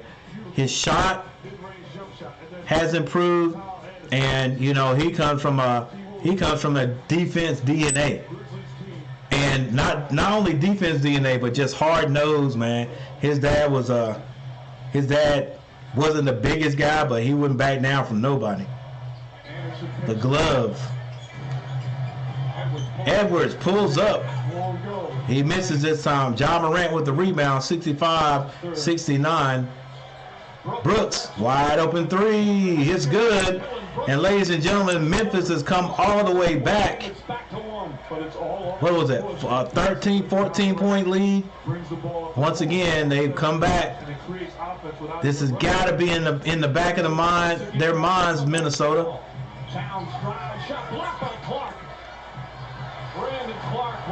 Let's go, Towns. That was blocked. Morant kicks it. It's stolen by McLaughlin. McLaughlin gets it to Beverly for a three. It is good, and Beverly's fouled on the play. Knocked out of bounds. Maybe he wasn't knocked out of bounds. Yeah, it was, because he's complaining. 68-72, Minnesota. Clark gets it down to Anderson. Anderson. Ooh, crossover Anderson. And muscles that one in, baby. The same type of player. He's just smart, unselfish, dependable. He's a winner. Yeah. Carl Anthony Towns trying to dribble. Wide open pass to McLaughlin. They lost him, and the layup is good. 4-point lead. Brooks from end to end, but he misses everything. May have been blocked. Anthony Edwards gets that to Edwards with the rebound. He misses. And now Ja Morant, he's fouled before he can get wide open out there down the court. 2 minutes, 58 seconds left on the clock. So the take foul sends him to the line. Hate to take foul, but I love good point guard play. McLaughlin, simple. Corner three, and then the cut. Nice cut, McLaughlin. Morant loses McLaughlin, and an easy reverse layup. Ja Morant on the line. Doing all his scoring on the line there. Hey, points are points. This will be 9 and 10, and he's missed half of his 6. He hits that one. Sunday. One thing we know for sure: Game 1, Bucks and Celtics from Boston, 1 p.m. When we have a Game 7 between these two teams, or Game 1, if the Grizzlies hold on, they'll host the Warriors. And TNT Monday, Sixers and Heat, Miami. And the Mavericks and the Suns. Sunday, I may watch. I may be watching the Celtics and the Bucks. 11 points. McLaughlin brings it down. It's a 2-point game. McLaughlin, he picks up his dribble, trying to get it somewhere. He gets it to Carl Anthony Towns, who drives. Now he kicks that out to McDaniels for another three, and he holds that three up just like his brother. That twin telepathy. Jones gets it to Clark. Clark wants to hand it off. Now he goes to the basket. Short jumpers off the mark. McLaughlin crossover dribble, but he's fouled by Brooks. 72-77 is the score. Memphis got it down to 2. And now Minnesota's pulling away just a bit. Forcing him left, and Mark, like you said, got rid of it earlier, put it right on the money to McDaniels. McLaughlin gets it to Big Cat. He drives. It's lost, but it's picked up by McDaniels, and he slams it in. With 15 points in 19 minutes. 72-79. Once again, Minnesota seemingly in control. But can they contain it? Can they sustain it? Ja Morant now on the baseline. Tried to get that back over. It's deflected. Another turnover. Beasley gets it to McDaniels with another dunk. And the lead extends to 9. The target center is alive. 1 minute, 51 seconds left in the third quarter. And once again, ladies and gentlemen, the Timberwolves are in control. But we've seen this before. We've seen it before.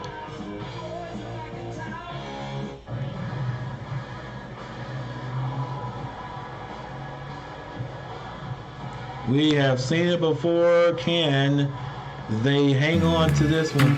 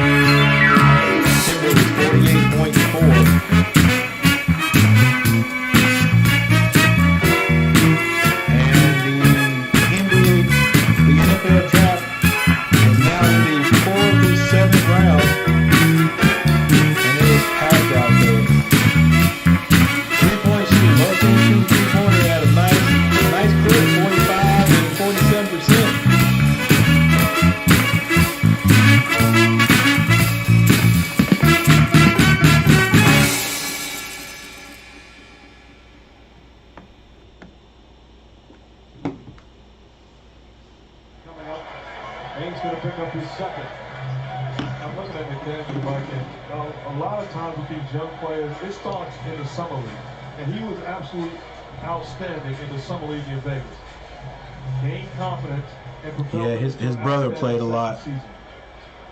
2 in the summer league. Not in the last year, though.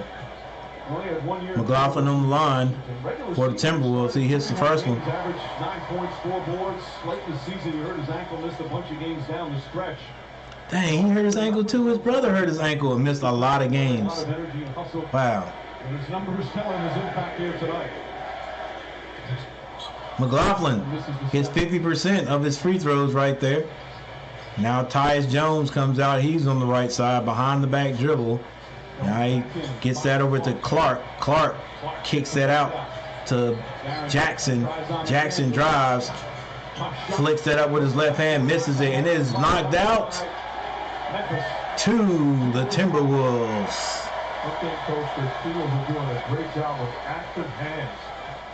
Ja Morant taking another break.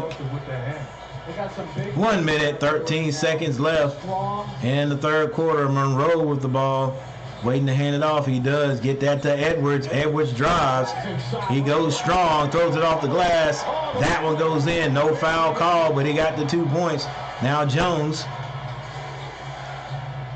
sends that over to Baines. Hadn't heard anything from Baines in a while. Clark back to Baines.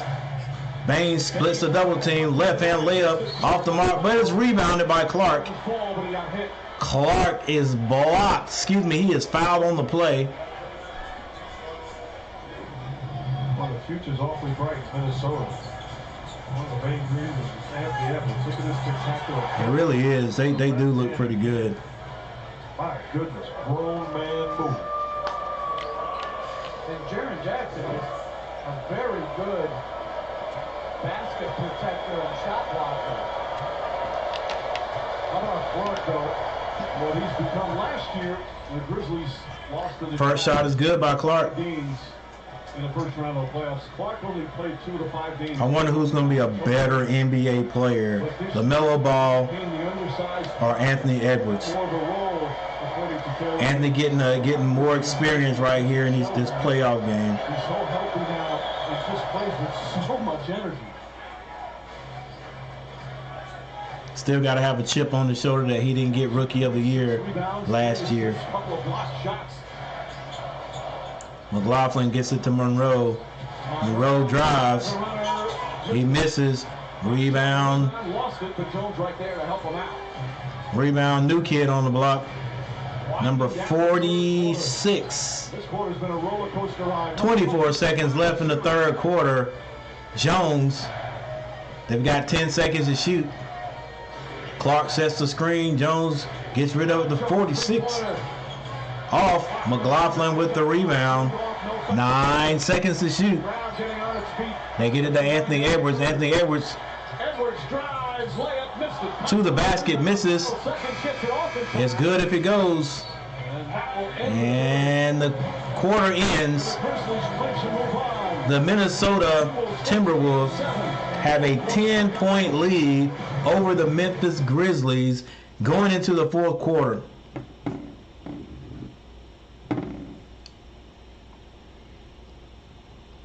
So I say again, like I asked earlier, who will win this game?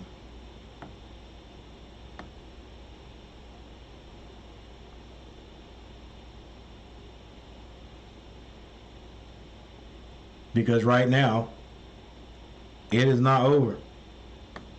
It seems like the Timberwolves have a big control over this game. But if you watched this game before, if you watched this series before, you know that this story has occurred before. So it does not matter what the score is now. And it's only a 10-point lead. It's only a 10-point lead. So, you know, the Memphis Grizzlies are not even, they're probably not even worried about this. All right. So I see up here on my my timeline there that my Carolina Panthers picked another offensive lineman, M. Corral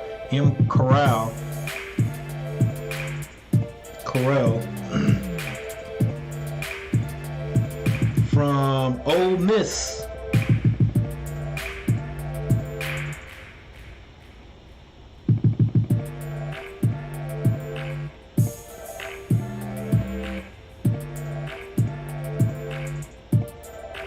Third round, let's see, third round.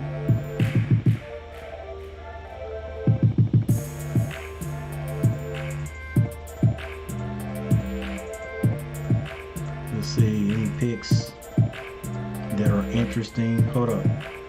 I saw a Pittsburgh pick. Defensive end D. Lil from Texas A&M.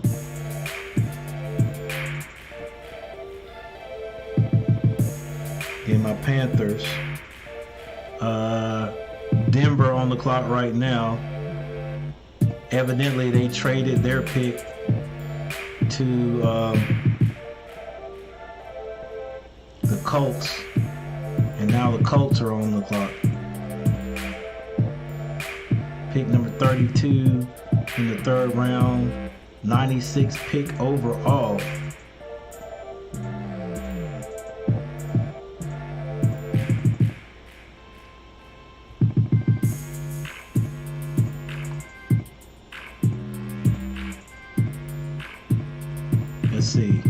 Let's see. Was there a quarterback picked in the third round?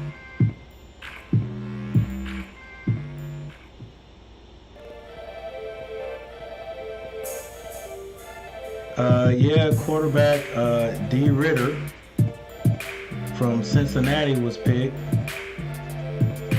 by the Falcons.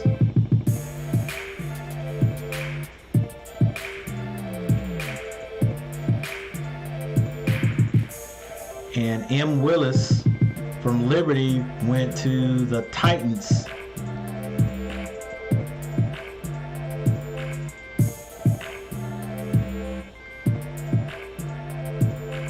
Oh, that's a quarterback from Ole Miss to the Panthers. I gotta look him up. M. Carroll or M. Carell. Y'all gotta check him out. All right, ladies and gentlemen, back to the game. This has been the story of the series. Grizzlies, for a lot of it, have been outplayed as times. Jones knocks down the three-pointer, and just like that, less than a minute in, it's a 4-point game. All right, right at the timeout, it was a 10-point lead, and now it's a 4-point lead, 80-84. Beasley looks to gain the rebound. I think Beasley just pulled up for a three, missed that one. Now Bain with the rebound. Bain picked up his dribble, got it to Jones. Jones tried to get that over to Clark. It is intercepted by Beverly. Now Beverly picks up the foul. The talk from Minnesota last couple of days after that Game 5 crushing loss was no hero ball in the fourth quarter. Better ball movement. Chris Finch says they talked about it all season. Right, no hero ball. They have to get better at it. They got a number of well, see, Coach, like Coach said, the Minnesota Timberwolves, they're so young that they just can't understand that sometimes taking a shot, it's going to determine when you took that shot, whether it's a good shot or not. Just because you're open doesn't mean you got to shoot. You come down, if you got an open shot, you got a 5-point lead, and the other team is scoring well. You don't want to give them a chance to shoot it, to get the ball right back and shoot it. So just because you have a shot, maybe 2 minutes in the game, you have a shot, and it's early in the shot clock, that doesn't mean that you have to shoot it, especially if it's like a 3-point shot, a contested shot. Get it back out, man. I mean, even if you don't get a shot off, you run time off the clock. 24 seconds going off the clock. Now it's under 2 minutes. Second dribble opens up a bigger pocket to Clark. Come down and shoot that long jumper, miss it, they get a quick rebound, they're off to the races. Now you just gave the other team points. Clark hits his free throws. Even though he has a little hitch in his shot, it seems to be going in. All right, everybody, make sure you're hitting that like button.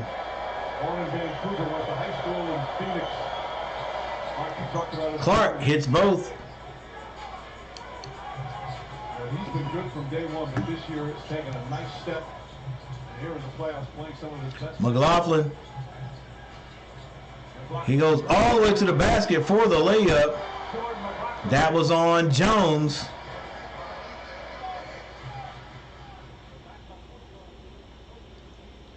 Jackson between the leg dribble. Left hand layup is good.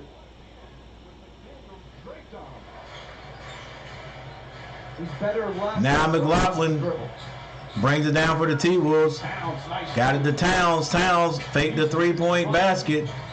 And he got it down low. Ooh, McDaniels baseline dunk. And he has something to say. McDaniels is having a good game today. Has 3 strong dunks. Tyus Jones kicks it over to Bain. Bain swings it to Jackson. Almost a line drive shot he has there. Rebound by McLaughlin. McLaughlin comes down and says, hey, let's slow it down. He gets it to Big Cat. McLaughlin, oh, nice give and go. Nice give and go from McLaughlin. He lit the play off and bounced past it to Carl Anthony Towns, who slammed it through. Young playing the role of the maestro. Daniels tells Jackson. McLaughlin with the dimes. Just putting it out there for these guys to finish it. And we have another timeout on the court. Official salt drink of the NBA. Ended by.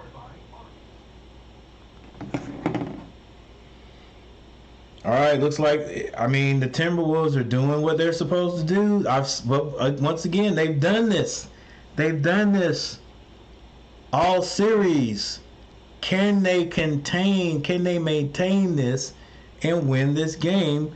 If they do, we'll have our first 7-game series of the playoffs. First 7-game series of the playoffs it'll be between the Wolves and the Memphis Grizzlies. Once again, ladies and gentlemen, the Memphis Grizzlies are number 2 seed to the Timberwolves 7 seed. Timberwolves had to play if I'm not mistaken, Timberwolves had to play one game. They had to play one play-in game, and they won. So I think they automatically got in. I think I'm saying that right, and I may be completely wrong. They may have to have played 2 games. I'm not sure. I'm not certain. But I think the last place team will be a number 8. So these guys came in at number 7. So evidently they played their first game and won, and they were number 7. Yeah, because number 8 has to play number 1. And I think, if I'm not mistaken, that is the Suns, and that was the Suns and the Pelicans.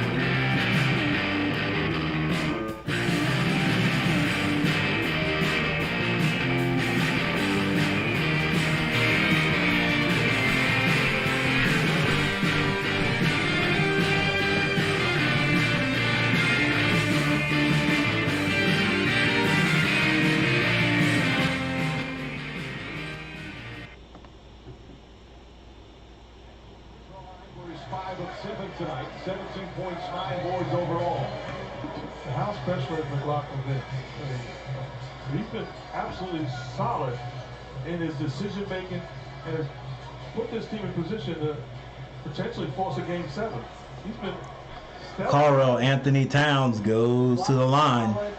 That was off that assist from McLaughlin. He missed it, but he's fouled on the play.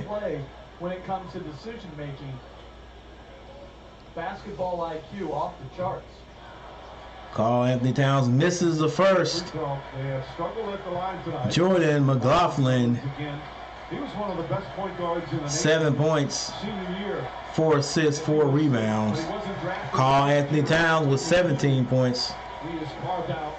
He's 6 of 16 from the field, 9 rebounds. And he hits the second.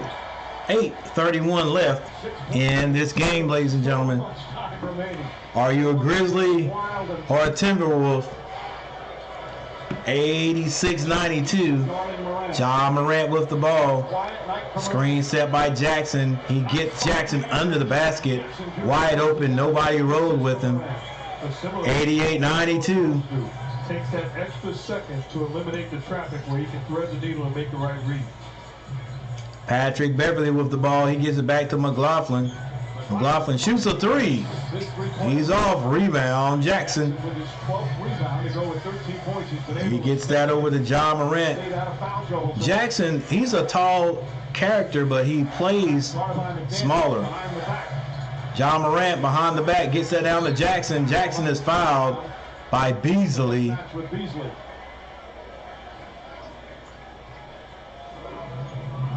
Well, not only did Morant take an extra dribble, but look at the pass fake. Hands go up. Towns retreats. Poor help by McLaughlin. Easy dunk for Jackson. And then, when he was guarded by a smaller Jackson hits the first. playing out behind the three-point line. And here comes the Memphis Grizzlies. Edwards returns for And because the score is getting a little bit tighter, coach sends back in Anthony Edwards and D'Angelo Russell, and McLaughlin comes out to a round of applause. These are the decisions that are hard when it revolves around a bench player like McLaughlin. Do you go back to your starter and Russell, or do you ride a guy who's going well? No right or wrong answer. You just got to make the right decision. D'Angelo Russell has the ball. He's on the logo. Now he goes to the left, picks up the dribble, gets it to Karl Anthony Towns. He has a smaller guy on him. Step back is short. McDaniels gets his hand on it. McDaniels having a heck of a game. To go back to what you were talking about, no right or wrong decision. Ball stays with the Timberwolves. 89-92, 7:16 on the clock. And the coach has a right to be worried. I know he's like, hey, can we hang on to this? Can we hang on to this lead?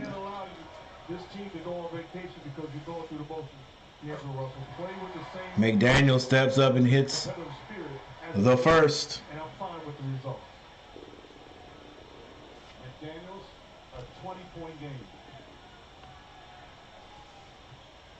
And Memphis has gone back to the matchup that they went with in the fourth quarter last And McDaniels hits both. They've got Dylan Brooks guarding them because again they're back to that four-guard alliance. Ja Morant walks it up the court. 7:12 on the clock. And here comes Clark again. Ja Morant basically getting double teamed. Tyus, wow, nice runner. Tyus Jones scores 91-94. Ladies and gentlemen, it's a 3-point game with 6:56 on the clock. Patrick Beverly hustles it down to the right side. Now he gets that back up to D'Angelo Russell. Give and go. The ball is stripped by Tyus. He turns it over. Ja Morant was not looking. Now McDaniels step back. Gets that to the big cat. He's going to try to dribble. I see it in his eyes. He has Brooks on. Oh, he passes it. But then he gets it back. Blocking foul called on Brooks.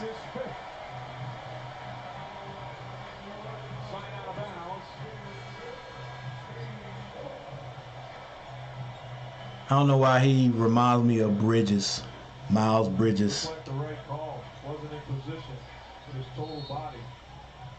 Clearly a blocking foul. Blocking foul called on Brooks.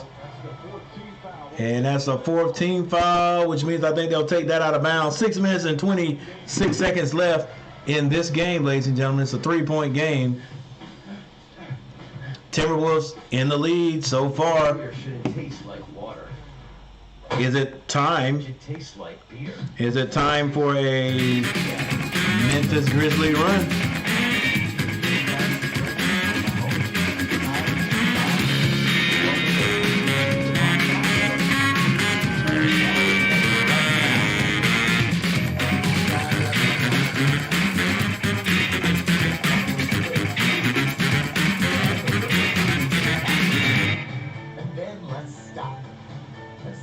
those roses. Everything you need for spring. And our best price distribution at the home depot. How doers get more done.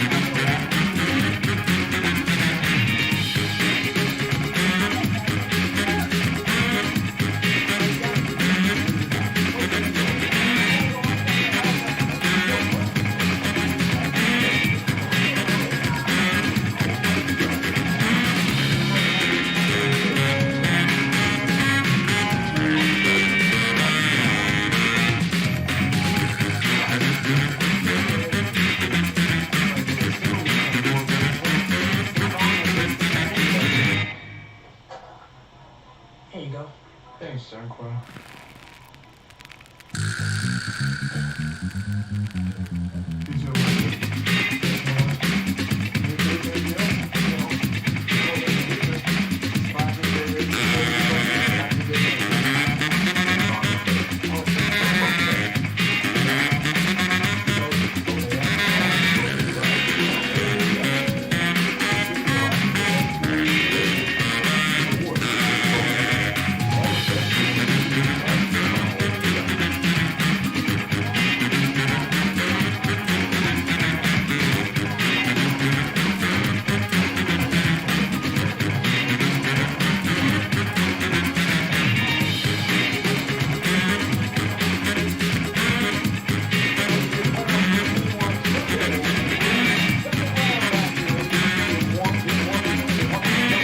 Bucks and Celtics.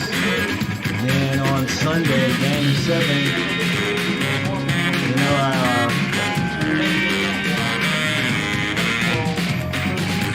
if the Timberwolves win this one, I gotta look at it. I gotta watch it. The better fourth quarter team. Gotta watch it. Now we still have 6:26 remaining in a three-point game. T-Wolves will inbound. Russell, Beverly.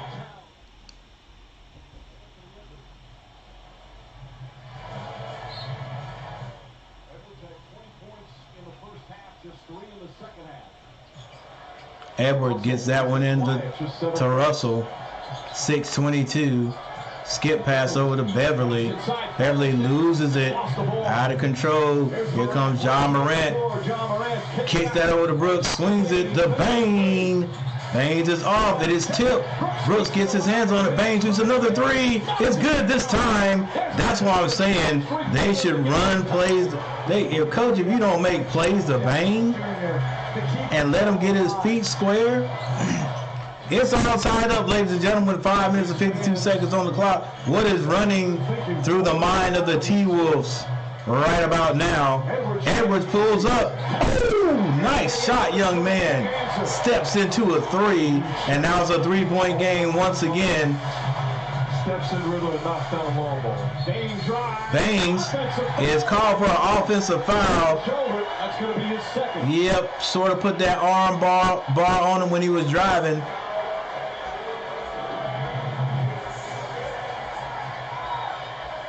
I don't know. It's kind of weak, ref. That to me is a no call. Yeah, that's kind of weak. That's kind of weak. He didn't extend the arm or anything. 18th turnover for Memphis. Oh, back door. John Morant, almost out of control, pulls it back to Brooks. Brooks for the three. And it's tied up again. 5:14 on the clock. Here we go with this game again. And now they get it to Anthony Edwards. Big Cat sets him a screen. Edwards to the basket. Gets blocked by Clark, and now Brooks brings it down. Brooks. Euro-step layup, shot won't go. And another offensive foul. This is what I'm saying. Both of these teams are just immature. Like, you got a 90 set. It's tied up. Brooks has just fouled out. It's tied up. It's tied up. Why even take that chance? You got at least 2 guys around you, Brooks. You gotta find somebody else coming down the court. Look at these guys out there. John Morant wide open. This is a guy that's valuable. I would challenge you. It's worth losing it with that decision. I mean, it's close, but he's just that wasn't necessary. Wide open layup, yeah. Edwards with the ball, 4:40 on the clock. Edwards to the basket. Nice little extra step. It's blocked. And if that's Jackson, that's his 5th personal. Working quickly, and the official saying he hit him in the head. I think there's a foul call on the play. Yes, Anthony Edwards is stepping up to the line to shoot 2. And inexplicably, he got out of the way. Plant your feet and take a charge if you want to win the game. Come on, Duke boy, you know better than that. I don't know about that call either. Who was it called on? Morant? Almost had a spectacular block. Are they going to review it? They're going to challenge? Might as well. Challenge to see if it's a goaltend. Oh, that's not a goaltend. He's blocking that before it got out of his hand. Now they're coming back out. There's confusion over there. The officials blew the whistle, signaling somebody for a challenge. All right, we don't know what's going on right now. There's a little confusion on the court. I don't know if they might have thought somebody called a timeout. Anthony Edwards shooting the ball. He puts Minnesota up by 1 for 37 left on the clock. And I think that's what Chris Finch is talking about. Will John Morant and the Grizzlies end up in the series tonight? 53% say no, 46% say yes. Well, we're about to find out. They couldn't challenge because that looked like a clean block. Yep. Anthony Edwards hits both of his free throws.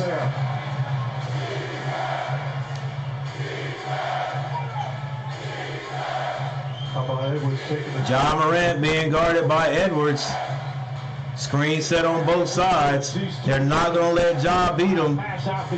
Jackson, they get it to Clark. Clark doing a lot of dribbling. 4.3 seconds to shoot. Tyus has the pull. He does. Off the front of the rim. Now Anthony Edwards brings it down. He saw the opening there. He steps back for a 3. Off. That's one of those. Hey, was that a good shot? I don't know. Tell Big Cat to go down there and get a rebound. Morant is fouled on the baseline, on the sideline there. And I like it when they're running the step-up screen to a clear side for Morant, where he can really go at Towns with more space and attack his feet. And I like when he comes off that screen and roll action. So it is still Grizzlies ball. They get it into John Morant, being guarded by Edwards. Tries to go by him, loses it, but Clark gets it, and Clark is fouled shooting. Morant got knocked down. And who else right there to clean things up? Brandon Clark. Right now, at this point, they're not going to let John Morant get all the way to the basket, but he does draw a lot of people. Right there, it's almost 3. Kick that ball to somebody. Somebody move and make yourself seen. Ooh, so he can find you. Clark coming up with another loose ball. Clark with a drawing the foul. Foul on Towns across the face of Clark. The foul on Towns. So what you would call like a flagrant one? Their official Mark Lindsay tonight. You can't give him a flagrant one.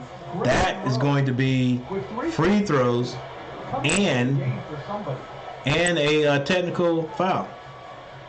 And that could easily be a flagrant foul. And I hope they don't rule it that. But according to the rules, yeah.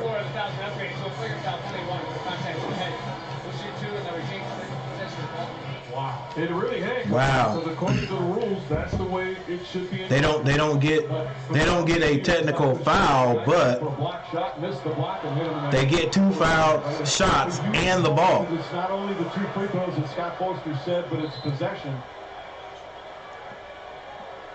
And now they're Anytime- looking to substitute Monroe. but Anytime you hit somebody in the head, retain possession, they decide to not. And I'm very interested. Was he coming in for Towns? I have no idea. 97-99 is the score. 3:46 on the clock. So Clark will shoot two. Clark hitch, An average release, and it's good. Regular season just 65%. But two big free throws right here. Man, what you gonna say to him, bro? 7 from the line tonight. Total of 17. Oh, maybe he went and dapped him up. I don't know. And goes 1 of 2 there. Shouldn't have said nothing to him. Let him shoot. Clark also has a couple of block shots. 98-99, 3:46. T-Wolves defending. Did Ja Morant pick a little action? Honestly, I want this series to just go ahead and get over with. Jackson and Bain. You gotta make sure Let's go, Memphis! and get back to the shoes. They got 30 seconds. Little blood timeout. All right, so we got a little Who has been just superb once little again. blood on Clark. Sports Center. Clark's been snatching a lot of rebounds. Coming up next, a complete They don't really run a play to him, but focus on the injury he cleans up at the basket very well. Definitely. And reaction and analysis from Las Vegas on day 2. And for the 76ers, Joe Embiid out indefinitely. He got a fracture, They were able to huddle, and Coach Aikens able to design a play. I think, around the orbital bone in his face.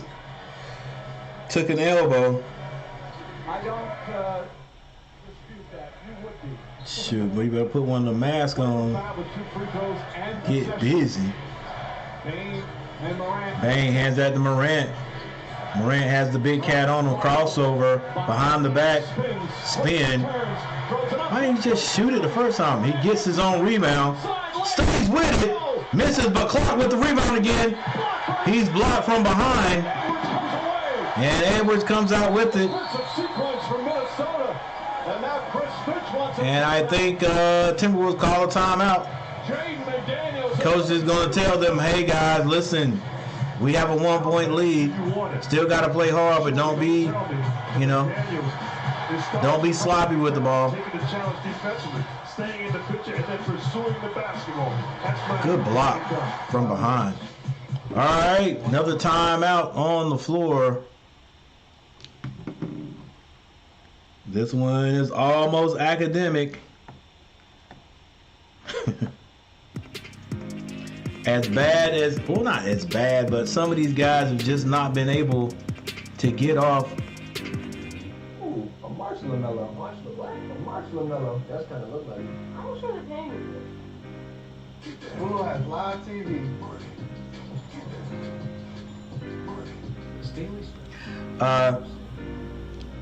Once again, the Timberwolves look like they have had control of this game, yet it is still a 1-point game. And superstar Ja Morant has not really been killing them out there.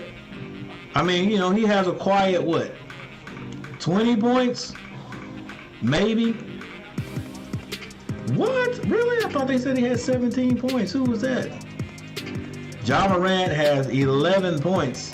And there's been a very quiet 11 point. He's 3 of 12 from the field. Bain has 20. Bain's been getting his. Brooks has scored tonight, but Brooks has fouled out of the game. So no more Brooks.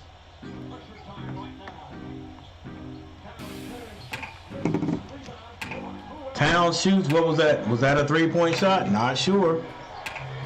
Jones, Morant, Clark, Jackson, and Bain out there for Memphis. Tyus Jones gives it to Clark. Clark skip passes it to Bain. He lets the guy fly by, hits another 3, and that guy was Patrick Beverly. You better just go close out.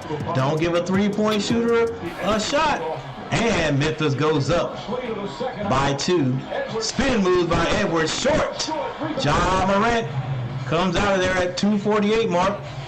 He skip passes. Tyus Jones wide open. Short rebound. Clark gets it to Morant. Bring it out. There you go. That's young. That's smart.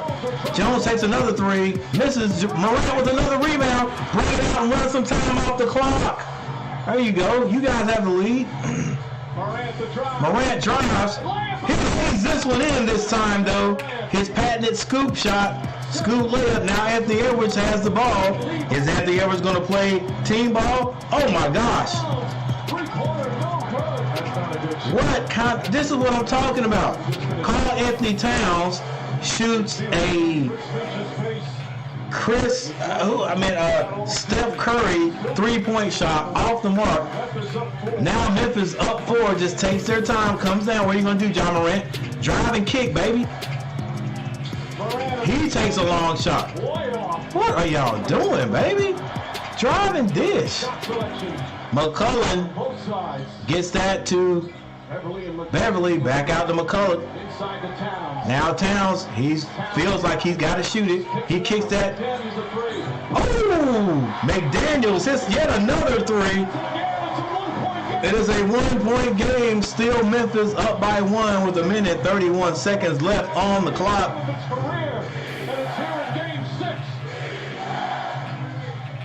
John Morant on the logo, taking his time. Now it is 9 to shoot. John Morant. Now there's 4 to shoot. He hadn't given it up, so he's going to have to throw it up. Jones shoots it, gets it off in time, and it's good for 3. Ladies and gentlemen, with 1:09 seconds left on the clock, 106-102. Oh, it was a terrible possession. I thought he threw Tyus Jones a grenade, and he got it off in time. And we have another timeout, ladies and gentlemen, right now. That run that Memphis always has at the end of the game, they have done it. They're on it. It's not over yet. It is definitely not over yet.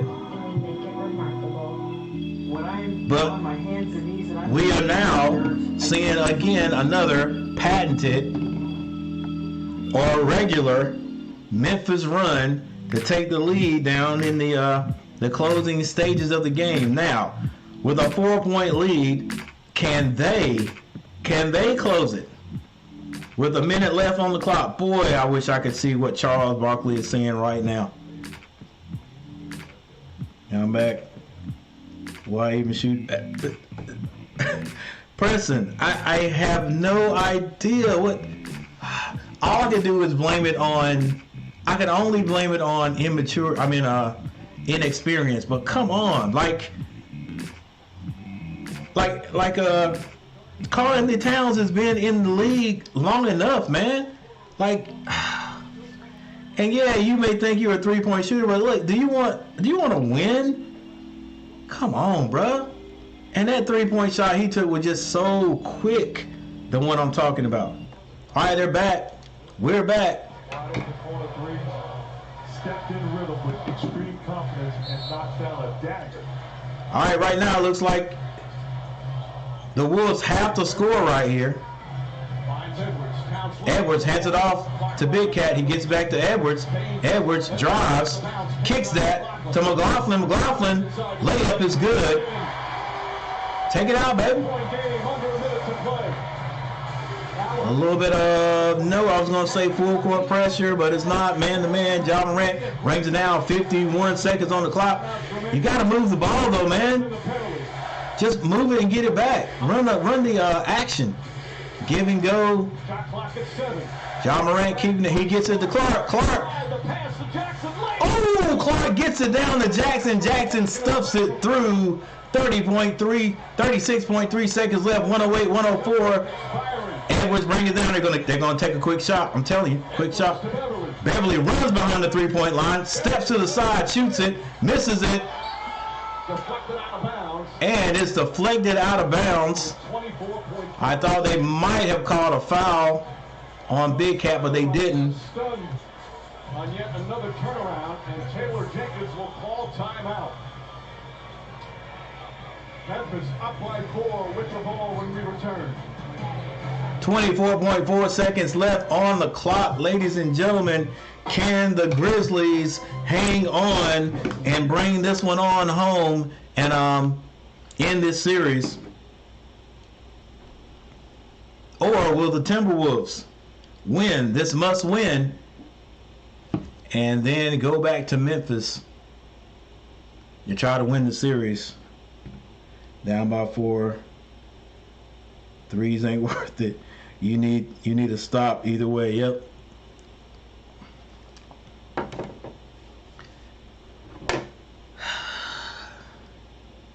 Yeah, pretty squeaky. Evolve your journey beyond the pump in the All right. Santa Fe plug-in hybrid. No need to leave here. Might as well stay here and wait. See what's going on. 108, 104. Once again, the Grizzlies come all the way back. I think it was a 10-point lead at the beginning of the fourth. Top score Minnesota 34-20. 24.4 seconds remaining. Memphis will inbound in their front court again. Each team has a timeout left, as you see. Both teams in the penalty. Kyle Anderson out there. Grizzlies will have to hit some free throws to put this one away. Already gonna start fouling. Minnesota good at forcing turnovers. They've been that way all season. Morant goes in the back. All right. Anderson gets the ball in. He has fouled. 20.7 seconds on the clock. They actually fouled the right guy. Was their easiest inbound pass because he used his speed to get separation, and they threw it in the backcourt. But he has struggled at the free throw. They actually fouled Morant with 20.7 seconds on the clock. We all know that. 11 assists. We all know that no matter what, I would, if I was a betting man, no matter what John Morant does here, Memphis will shoot a 3. John Morant hits the first. I mean, not Memphis, but Minnesota is going to shoot a 3-point shot. Even though he's struggling from the free throw line. They're going to shoot a 3-point shot regardless. Whether they make it or not, it's going to be a 3-point shot. I don't think these guys have it in them to understand that they could push it down and get a quick 2. Foul again, get a stop. Or do they need to shoot 3s? I mean, really, actually, if he hits this one, if he hits this one, they might need to, with 20.7 seconds on the clock. Still 20.7 seconds remaining. And again, Timberwolves have a John Morant steps up and hits both. They're going to call another timeout. They got to set up a play right here. To advance the ball. All right, guys, so 6-point lead. Chris Finch, obviously, now you're out of timeouts. How does that affect your strategy? What are you looking for here right away? Well, I think the first thing you have to do, Mike, is create the best, quickest shot you can. And most assuredly, that first look has to be a 3-point look. And I totally agree, but in this timeout, you're not just talking about offenses, you're talking about, okay. All right, 6-point lead. Timberwolves ball. I think they call the timeout. So here, if I'm not mistaken, they get it at the midcourt line. Whatever they do is going to have to be quick. That's why coach called the timeout. Got to have a quick play, whether it's 2-point or a 3-point. Then they're going to have the foul immediately. His Clark is still in there. I don't know. Maybe they foul Clark. They're not about everybody else and foul Clark. Because a lot of these guys are so big, so long, and have great anticipation. You have to try to knock them loose, even if it costs you an extra second or 2. But if the ball gets out of the first trap, you've got to foul. Well, first thing they need to do is knock down a 3. Towns, Edwards. 4, 5, 6, 7. Yeah, I think they have to. I mean, so now what Memphis should do is force the 3, and if anything, make them work hard to get the 2. Edwards shoots a 3. He misses. Rebound. Jackson fouled immediately. So they had to run a 3-point play right there. Edwards couldn't finish it, and now Beverly's already like, hey, bruh. Oh, Beverly must have fouled out. Again, Minnesota out of timeouts. Beverly was fouled out. I almost thought Beverly was conceding the loss, but he fouled out. Anthony Edwards, and he immediately says, head up. And John Morant goes over and talks to Edwards like, yo, bro, this game is over. We do it anymore. Are you serious? You remember when we eliminated Joe when I came over and talked to you? Well, now that makes it a 7. Jackson hits his first free throw, 15.9 seconds left on the clock. It's starting to set in right now, ladies and gentlemen. Third time in this series. That Minnesota has lost a lead. Fourth quarter and was unable to hold on, including 2 games at home. Jackson hits both. There. 112, 104. Push it up. He really's got to shoot a 3. Gets inside, layup. Anthony hits the layup. 9.3 seconds on the clock. Minnesota's still fighting out there. They've got to get it in. They get it into John Morant. Almost stolen. Last touch by Edwards. They don't have a timeout to be able to challenge. Good series. I'm gonna go to sleep. Have a good night. Hey, you too, Preston. Thanks for hanging out, man. Have a good grasp of the challenge rule. Yep, because this one is basically over. Some of the fans heading for the exits. Some of the fans, you know, they're going to wait to cheer on their Minnesota Timberwolves. Edwards has it. Morant, there's the foul. Morant is fouled. 6.2 seconds on the clock. 6-point lead. John Morant's going to the line. Ladies and gentlemen, this one is over. The Memphis Grizzlies have ended the series. They're playing the fourth quarter. They ended the series, so like I said before everybody got in here talking to my boy Michael Smithy, I was going to play devil's advocate and go against what a lot of people were saying, that the Minnesota Timberwolves will win this one and send it back to Memphis. And I said, no, Ja Morant and the Grizzlies will end it tonight. And I said that it's going to be because either the Grizzlies are going to blow this one out, or the Timberwolves are just going to do something inexperienced and lose the game.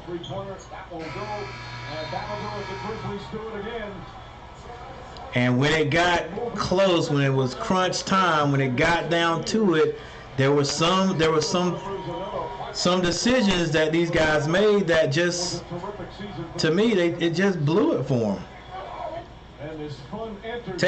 This is the second game that Big Cat has taken a quick 3 at the end of the game, where it's like, I mean, why would you take it and that close and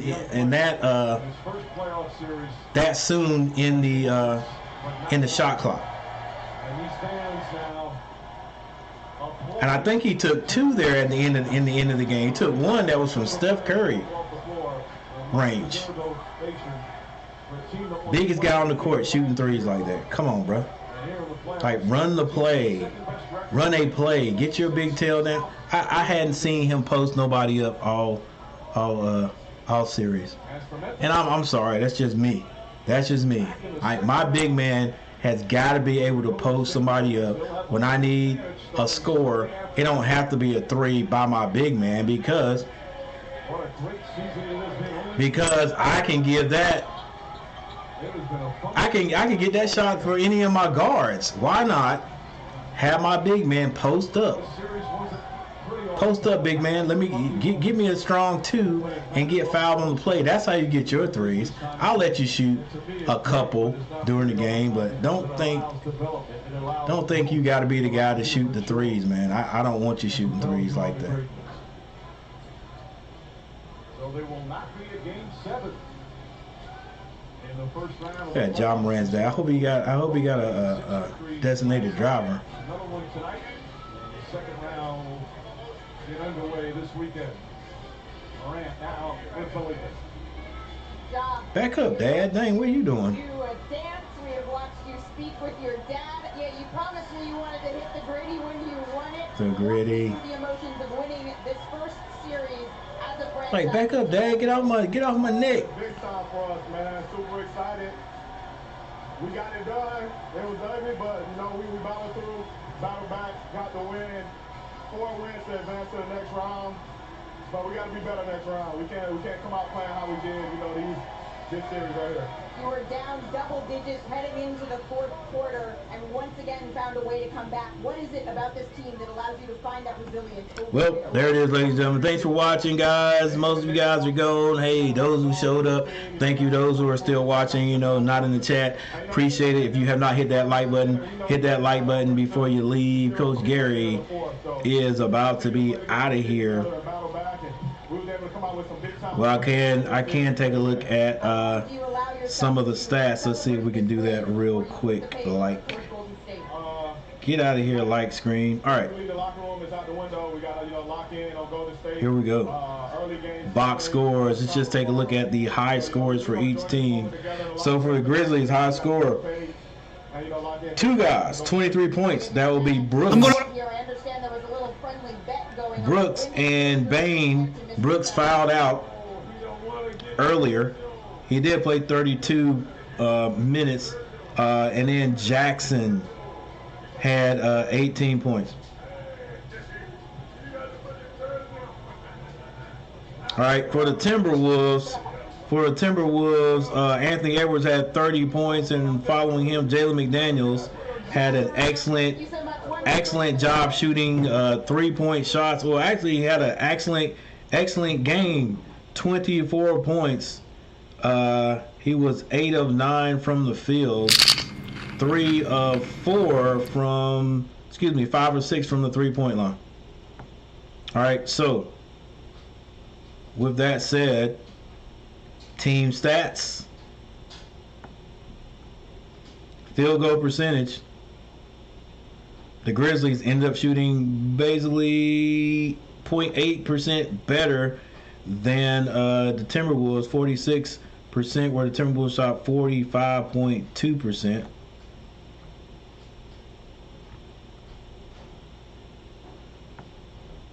Three-pointers, the Grizzlies had 15, the Timberwolves had 12.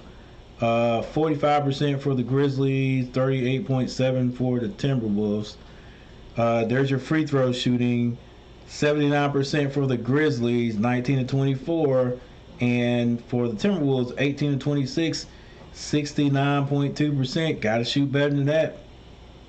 And so if you look at everything, for the Timberwolves, one of the things that hurt them was the free throws. Rebounding, boy, they got out rebounded. That hurts too. There's your assists, steals, blocks, turnovers. They didn't do a bad job with the turnovers. Actually, the Grizzlies had 19. They almost doubled it. Like I said, that's 19. Oh, well, you guys don't even want to hear that, all right? But that's 11 times that Minnesota did not get a chance to shoot at their own basket. Points in the paint, exactly the same, 46-46. Biggest lead, Minnesota had a 13-point lead there in the third quarter. I dare say that they had it one time in the fourth quarter. I know it was in the third quarter. At the beginning of the fourth quarter was a 10-point lead, so I don't think they may have went up to 13. But like I said all game, can the Timberwolves maintain that lead? Can they maintain that lead and end up winning this game? And ladies and gentlemen, that question was answered. No, the Timberwolves could not. This whole series could not contain or sustain their leads that they had. And they had leads in, I don't know about the first game, but they had leads in the second. They had leads in basically every game, and some large leads, and they ended up losing the game. You had to, you're playing the number 2 team, so you know they're going to make their runs. You know they're going to come back. You just got to be smart down the stretch and make good decisions. And this team just did not at times. They did not understand situational basketball. They're just two young teams with nobody out there that can control them or tell them, hey dude, that it's not a great shot. Like don't shoot that, because the guys taking the shots are the best offensively on the team. And when you're the best offensively on the team, it's kind of hard for anybody else to tell you. Like, Patrick Beverley could have probably told those guys, hey, slow it down. That's who should have had his hand on the ball in every possession going down the end, the stretch, because it seems like he made, for the most part, the best decision. He did make one there in the end where he drove down and lost the ball in the middle, but at least he has he's a calming factor out there, where if Big Cat gets the ball, you know, it's almost like he'll shoot the ball at any time in any situation. Anthony Edwards, you know, I think he's good at running plays, you know, when you run the play to him, but I still think he has a couple more years. And I don't know, this might be a great, if they go back and look at the film, this could be a great experience for Anthony Edwards, and he could say, yeah, look, maybe I shouldn't have taken that shot. Maybe we shouldn't have taken that shot. Regardless, somebody's got to wake up. Somebody's got to be the one that says, hey, dude, somebody's got to be a vocal leader out there. I think that's one thing that is missing in Charlotte. Like, there's no vocal leader. Plus, a vocal leader that everybody on the team would respect. You know, as far as experience and doing the right thing. Melo ain't it. Melo is wide open all the time. Like, the same thing these guys were doing here, I think LaMelo would do some of the same things. We got a lead, 3-point lead, 2-3 minutes on the clock. Just because you're open, wide open, don't mean I got to just throw it up early in the shot clock now. You know, yeah, you got to shoot the ball eventually, but, you know, Charlotte will shoot it regardless to how I've been shooting all night, early in the shot clock. Move the ball around. You can always get, I think you can always get a 3-point shot, you know. But anyway, that's just me. Ladies and gentlemen, thanks for showing up. Check me out next time. Look for my thumbnails. Make sure you turn on those post notifications so you know when I'm getting ready to come on, so you know when I drop another video. I've dropped 2 videos today, or the other day. Make sure you guys go check those out. Give me a like on it, and I appreciate it. Coach Gary, see you guys next time. Peace. I'm out.